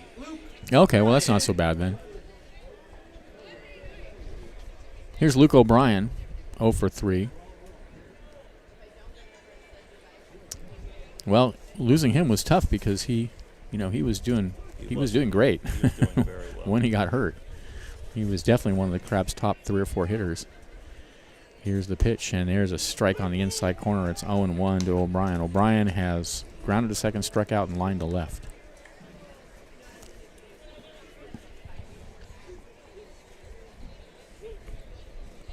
Harris over at first, short lead. Here's the pitch. Hit fouled on the left field line, giving chases Kincaid, but it's going to go into the picnic area out there. Have they announced the attendance? I don't think they have. What was the question? Attendance? Do we know the attendance? We're not getting as attendance reports as reliably as we have in the past. Some nights we get it, sometimes we don't. About 382. We're throw over to first. Not bad for a Wednesday night, no band. Yeah, now of course, not everybody that buys a ticket shows up, but now since all the tickets are bought online, you pretty much know how many tickets were sold. That's right. That's right. Are we going to go back to people being able to buy them when they get to the park next year? Fastball misses outside. I think it might be a hybrid of both. Yeah. I think they still might, want us to be able to satisfy the people that walk up to the gate and want to buy a ticket. Yeah, because it's nice if you just have the last minute, you're kind of walking by and you see the game and you think, oh. And surprisingly, not everyone has a cell phone. Yeah, right. Yeah, that's true.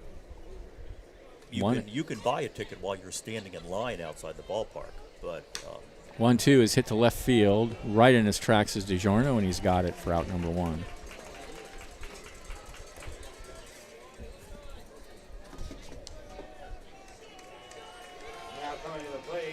Here's Weidkamp, 0 for 3. Mihari's still over at first. I'm sure the Tigers really, not that they don't really want to win all the time, but after last night when they came so close, I'm sure they can really taste it tonight with the score tied at 4 in the 8th. Ooh, a big swing and a miss, and it's 0-1. There wasn't a Tigers team last year, so I really don't know where the players have come from. They could be Colt 45 players. I don't think they are. Like I said, the manager Janeway was up here chatting a little while ago before the game started, and I think I heard him say that he kind of got the players from all over that area, and there weren't. We didn't specifically ask whether there were Colt 45 players, but it didn't sound like there were. I forget what he said. See, the Colt 45s, we had an agreement with them where they would come here and we would go there in a season. Right. Here's the 0-2. Fastball away, 1-2. I miss them because I really enjoyed beating that team. That was a team I really wanted to beat whenever we played them. Lift the mercy rule. Let's go. Yeah. 1-2 the count. Almost as badly as Top Speed. Yep. Yeah. But Top Speed, you had to be careful beating them because that guy who ran that team was a little bit sketchy in terms of his ability to control himself. 2-2 the count. That was weird. There's all sorts of characters in this Summer League baseball, aren't there? Yes, there are. I remember years and years ago, the guy from there was a team called the Grape Sox, swung on and missed.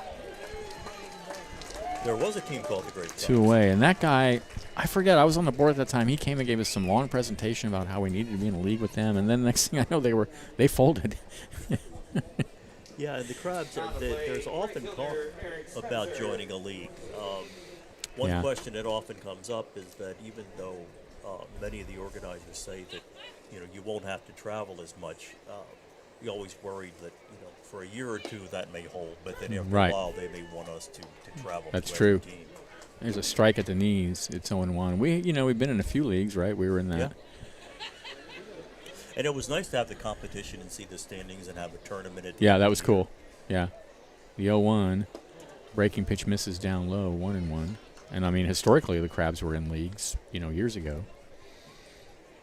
But it costs so much to travel. It's if you knew how much it costs to go away for a weekend, you'd be surprised. Oh, it's nuts, plus the insurance and everything. Runner goes. The pitch is inside to throw down. The second is not in. Oh, is in time. They got Mijares trying to steal. Inning over. No runs, 1 hit, no errors. Nobody left at the end of 7.5. We're still tied at 4. This is increasingly tense. Crabs baseball, 1480 KGOE. He doesn't seem to disagree about the ball. I'm surprised he took off. He only had a lead this big. Yeah. When you see players put on that sliding glove, there's a good chance they're going to slide. Yeah. They're going to take off. Yeah, right. And it's like a mitten with a piece of it's not plywood, but it's like a mitten with a piece of board in it that you can't. Oh, I see. You can't bend your hand. That way you can't break your hand. Yeah. Well, that's cool.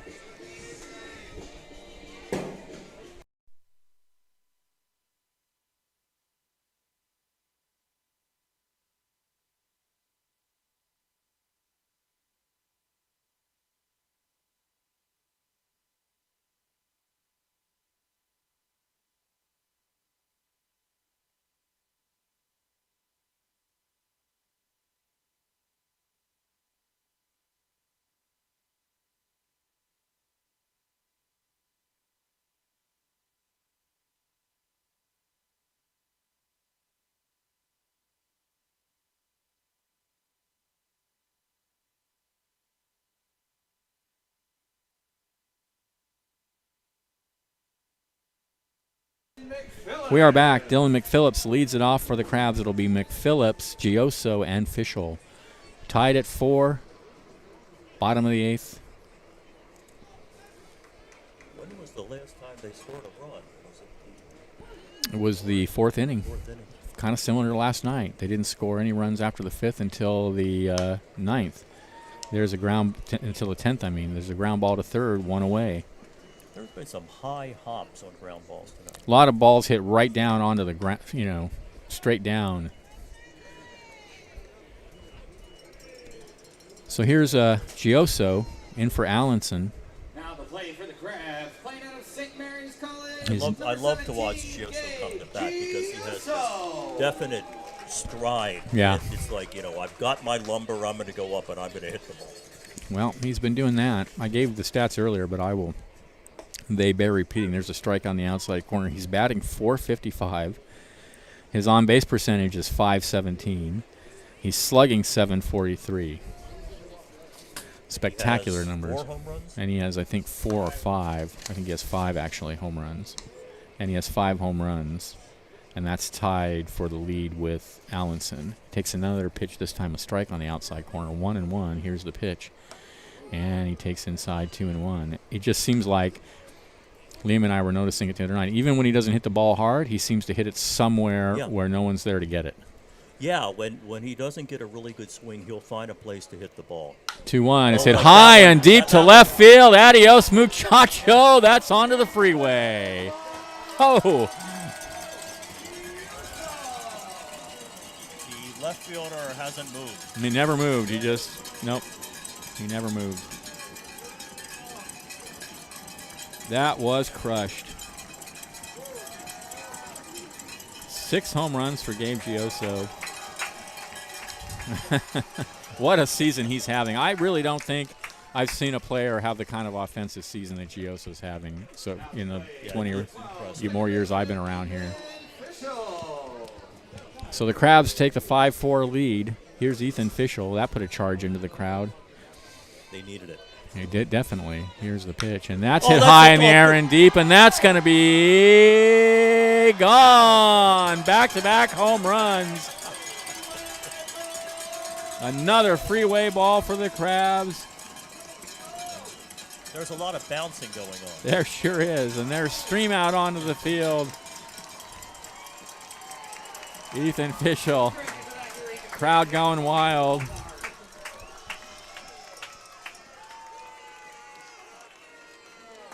Back-to-back home runs.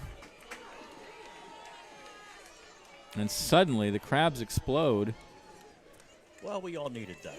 We all did. And that's going to be it, I suspect, now for Peyton Jeffries. There's nobody warming up. Oh, that's true. You're right. There's nobody warming up. Maybe it's not. They're not that deep in terms of they only came in with. No, they didn't have that many people. In fact, they don't. You'll notice on their lineup card they don't have any substitute players. So,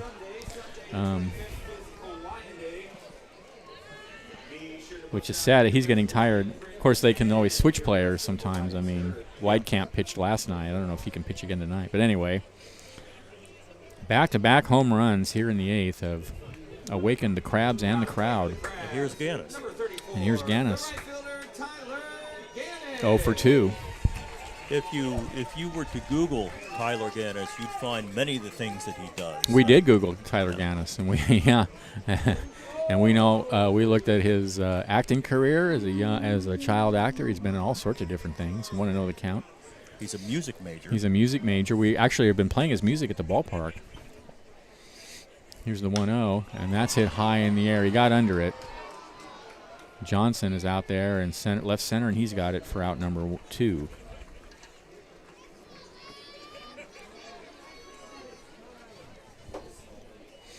Yeah, Liam's been playing some of his music before the games. Talented guy. Yeah. Here's Luke Powell, homered, singled, and doubled so far tonight. And he's going to next Wednesday. His parents are going to be here, and he's going to sing the national anthem. Oh, very cool. So Luke Powell needs a triple. Here's the pitch. He takes a fastball high.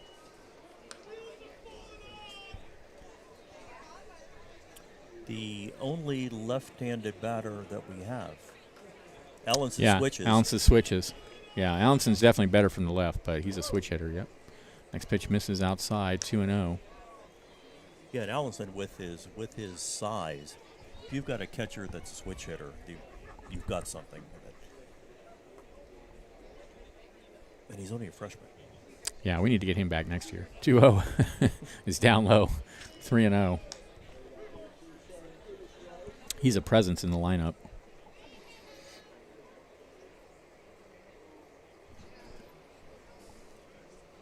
Well, if he walks and then he triples, that's even more of a cycle. Yeah. 3-0 pitch is a strike. That's like an ultra cycle.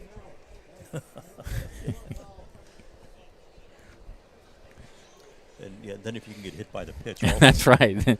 Really. It's like a royal flush. The 3-1 is down low, so he walks.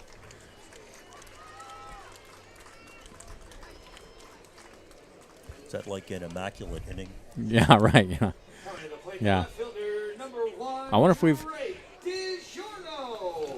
I was curious when I first heard about that in the majors if we've ever had one. I couldn't think of it. It wouldn't have been the thing I would necessarily have noticed. Yeah. I mean, I might have said something at the time, but I don't know if it's ever happened here. Here's DiGiorno, 1 for 3. And his pitch is in the dirt. 6-4 Crabs. They got 11 hits on 7 errors.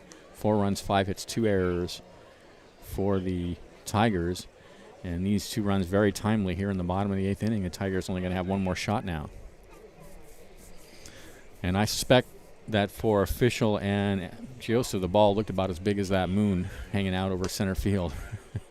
Next pitch Yeah. Nice to get the second run, is a strike, yeah. the insurance run.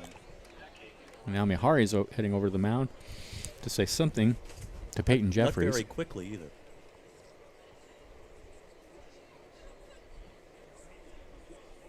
I'm going to take his hat off and have a seat. He's showing him his hat. Have a seat, make some tea. This hat I got.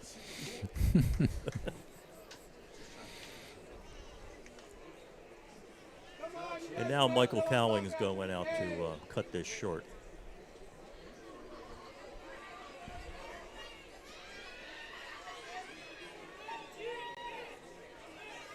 The coach on the last team that they played used to like having extended meetings out on the mound. The last team. Oh, you mean? Yeah, I noticed. What's it? You mean over the weekend? The Kings. Yeah, we've forgotten who we played already. Yeah, the Kings. Yeah, I know it all just streams together for me. But I remember noting it to Liam that he's quite loquacious.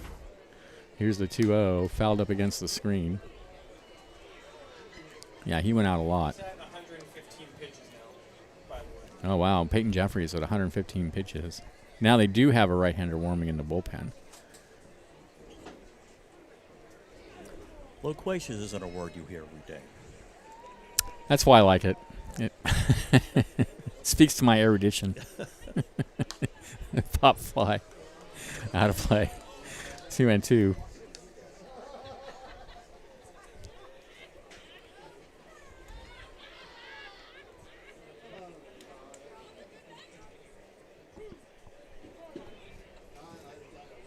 I don't know if I noticed the exodus after the 50-50 drawing.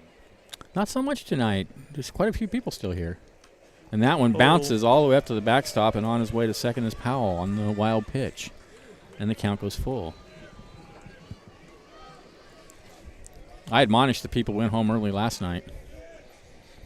Yes, Ted, that sits in front of us here, went home early Yep. and regretted it. Yep. Lesson to be learned. Never leave a ball game early.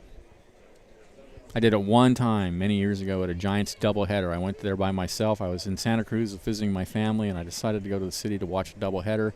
I left the second Giants game with the Giants up 6-1. I was tired. It was late.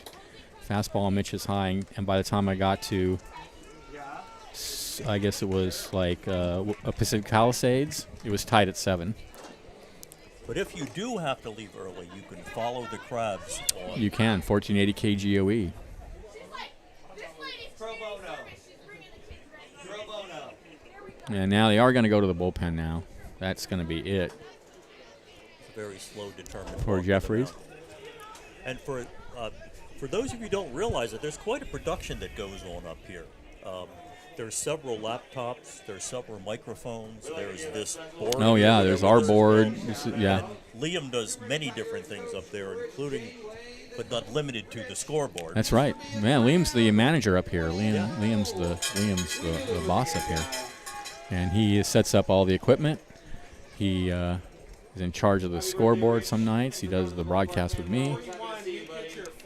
41, we have no idea who this is.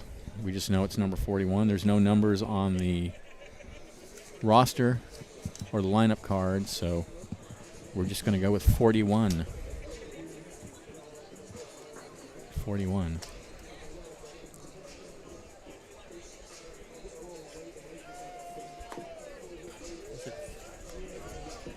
It looks like 31.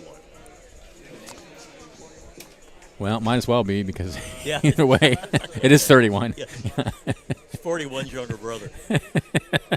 That's right. I don't have a roster. I don't know. I got no. Oh, we do have a roster. Oh, okay. 31. No, 31. Colby Button, he pitched last night. In fact, he was the one that got the loss, I believe, last night.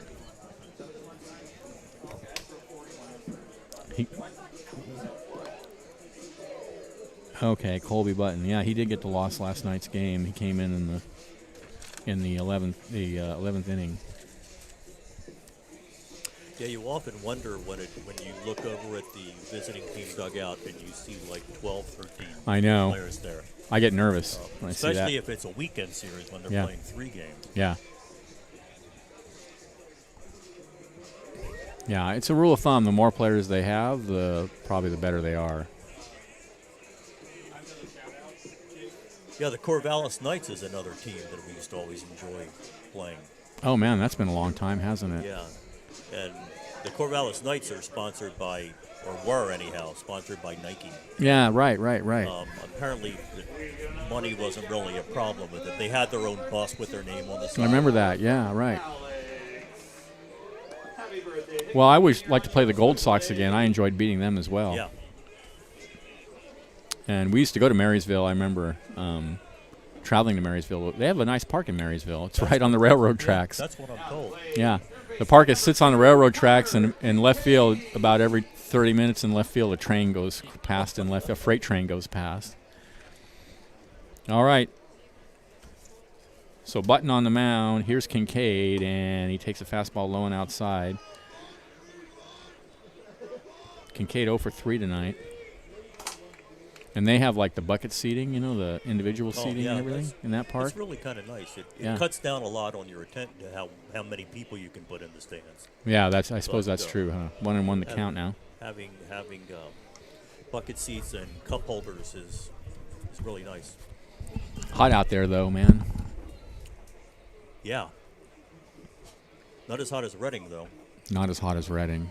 Reading. And yeah, apparently the visitors dugout at Reading had a concrete wall. The back wall was concrete that absorbed heat during the day.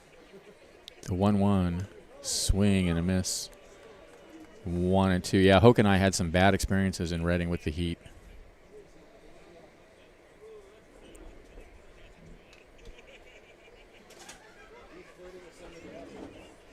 So a ball and 2 strikes to count.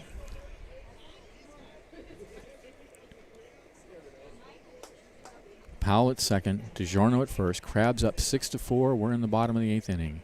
Here's the pitch from Button, and he hits that high in the air, and it's going to drift down the right field line and out of play into the picnic area. 1-2.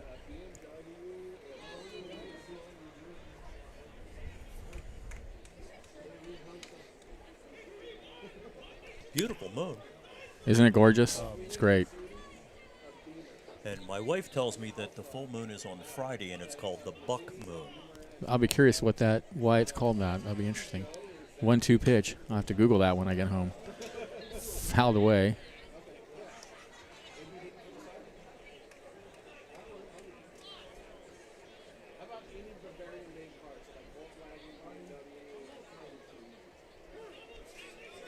One and 2 the count.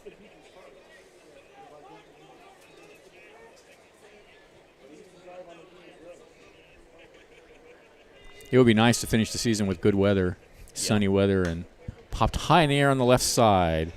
It's the shortstop, Morris, calling for it, and he makes the catch for out number 3. But the Crabs get 2 runs on back-to-back home runs by Gioso and Fischel. There were 2 runners left, and at the end of 8, they're up 6-4. Hang in there, top of the 9th inning coming up. Last shot for the Tigers. This is Crabs Baseball, 1480 KGOE.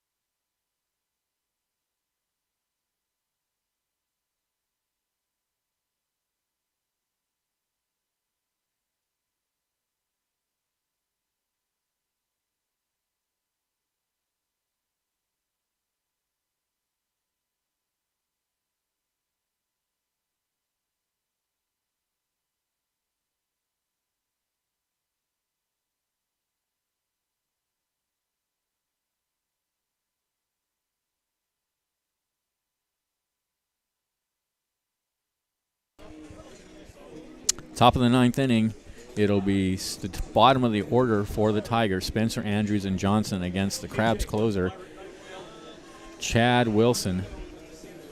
Chad Wilson has been great for the Crabs in relief. Cowboy night. Numbers on Chad Wilson are incredible. I don't have much cowboy garb. I don't think I have any cowboy garb. You got no chaps hanging in your closet? No, I don't. Not that I can wear out in public. Chad Wilson, 17 innings pitched, 5 saves and 5 attempts, 6 hits. This is in 17 innings. He's given up 6 hits. There's a strike on the outside corner. This guy's fun to watch. He's walked nobody. He has not walked a batter. It's like boom, strike, boom, strike. Yeah, and he struck out 36 batters. And there's a high bounder out towards second base. Fischel has it. Underhands to first, 1 away.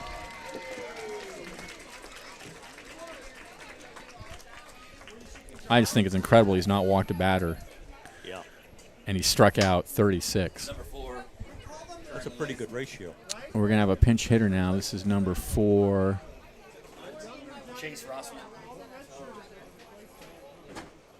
No, I think it's Will Tassista. Okay, Chase Rossman. All right. Some of their players have the same number. They have 2 players last night that were number 5. Tonight they've got 2 who are number 4. We had a team that came in here several years ago that they their numbers are either painted or put on the back of their jerseys with tape. Yeah, right. I remember that. Yeah, right. 1-1 the count. Well, I guess you make do with what you got, right? That was not the Corvallis Knights. No, I don't think that was the Corvallis Knights. 1-1 the count. Here's the pitch. Fouled out of play, 1-2. Well, the Tigers have nice uniforms, so Yeah, they do. you know they have some somebody sporting them. You know what I mean? They're not. Yeah. The 1-2 grounded slowly out towards the hole on the right side and kicked by Gioso. That'll be an error on Gioso. So first base is the unusual position tonight for. Yeah, Slick lots of field. errors over there. That's the 8th error of the night for the Crabs. And it puts a runner on first for Cam Johnson. I'm having unpleasant visions of last night's Yeah. game. Yeah, events like last night kind of stick with you. Johnson's 0 for 2. Wilson sets, and he fouls that one up against the screen over by the Crabs dugout. I mean, is Wilson just going to have to strike him out? I mean, just so they don't make any contact at all? Is that what it's going to take? He can do that. 0-1 the count. Here's the pitch. Oh, nasty breaking pitch in there for a called strike, 0-2. Wow, he doesn't throw that often, but it's really effective when he throws it. He's another one we need to get back next year. Oh, yeah. 0-2. Oh, In the dirt, and that's going to go all the way to the backstop. That's a wild pitch. Rossman out to second. Team we had in here last week had 2 submarine pitchers. They did, the And Kings. one was left-handed. Yeah, one was lefty and one was right-handed. You don't see that very often. No one I talked to has ever seen a left-handed submariner. Really? I don't know of one in the major leagues ever. I don't know why they always seem to be right-handed, but Yeah, that's a good point. I hadn't thought about that. 1-2 the count. Here's the pitch. Oh, ooh, that was close. oh, that was super close. A nice take by Johnson. 2-2. I'd wondered if the grip when they throw a breaking pitch is the same when they're throwing like that, or if you throw a curve, does it break the same as it does throwing it overhand? I know, or does it break like up or whatever? Yeah. I don't know. Yeah. 3-2 the count now to Johnson. He's the tying run. Wilson shakes off a sign, and now he sets. Here comes the pitch. Swing and a miss. Blew it right by him. 2 away. Tigers down to their last chance with, guess who? Khalid Johnson. I think he bats twice in the line. Seems like he does, doesn't it? There are 2 Johnsons in the lineup. He has singled twice, reached on an error, and lined to left.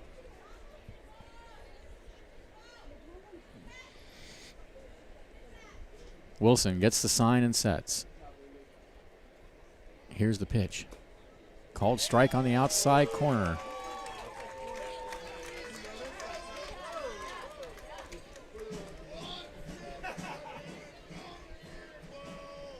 For all the pros and cons of the new bleachers, you can really stamp your feet on them. And they're loud. Yeah, it's cool. And there's not the danger of them falling down. They seem a lot safer than the old bleachers did. Next pitch misses outside, 1-1. Those old bleachers were fairly treacherous. Oh.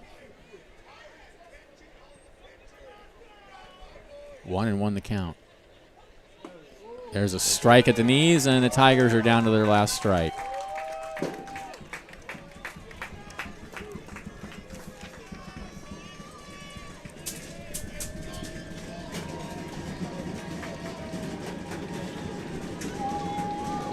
Rossman out at second. 1-2 the count to Johnson. Wilson sets. He looks at second. Here's the pitch. Called. Strike 3, ball game over. Crabs win it. Final score 6-4. 6 runs, 11 hits, 9 errors for the Crabs. 4 runs, 5 hits, 2 errors. I was hoping you weren't going to mention it. For the Tigers, Crabs go to 28-6 on the season. They sweep the midweek series. We'll be welcoming TKB baseball. We still haven't figured out what that means, but they're coming in this weekend. Apparently, it's like something to do with a Korean. It is, yeah. Liam looked it up yesterday, and they don't just play baseball; they have other sports as well. It's like a young person's sporting sort of school or something. Anyway, they're coming in this weekend for 3 games. Matt, it's been a pleasure having you. Thank you for having me. I've enjoyed it. Being up here with me. Anytime. You're welcome anytime you want to come back. Well, fans, thanks for listening tonight. This has been Crabs Baseball, 1480 KGOE. Rounding third and heading for home. I know. I don't want to steal it from him,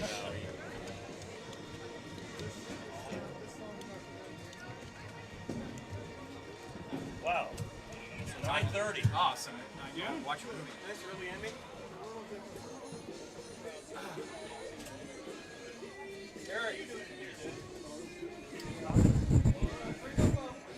Benjamin was lovely. He's got to move up.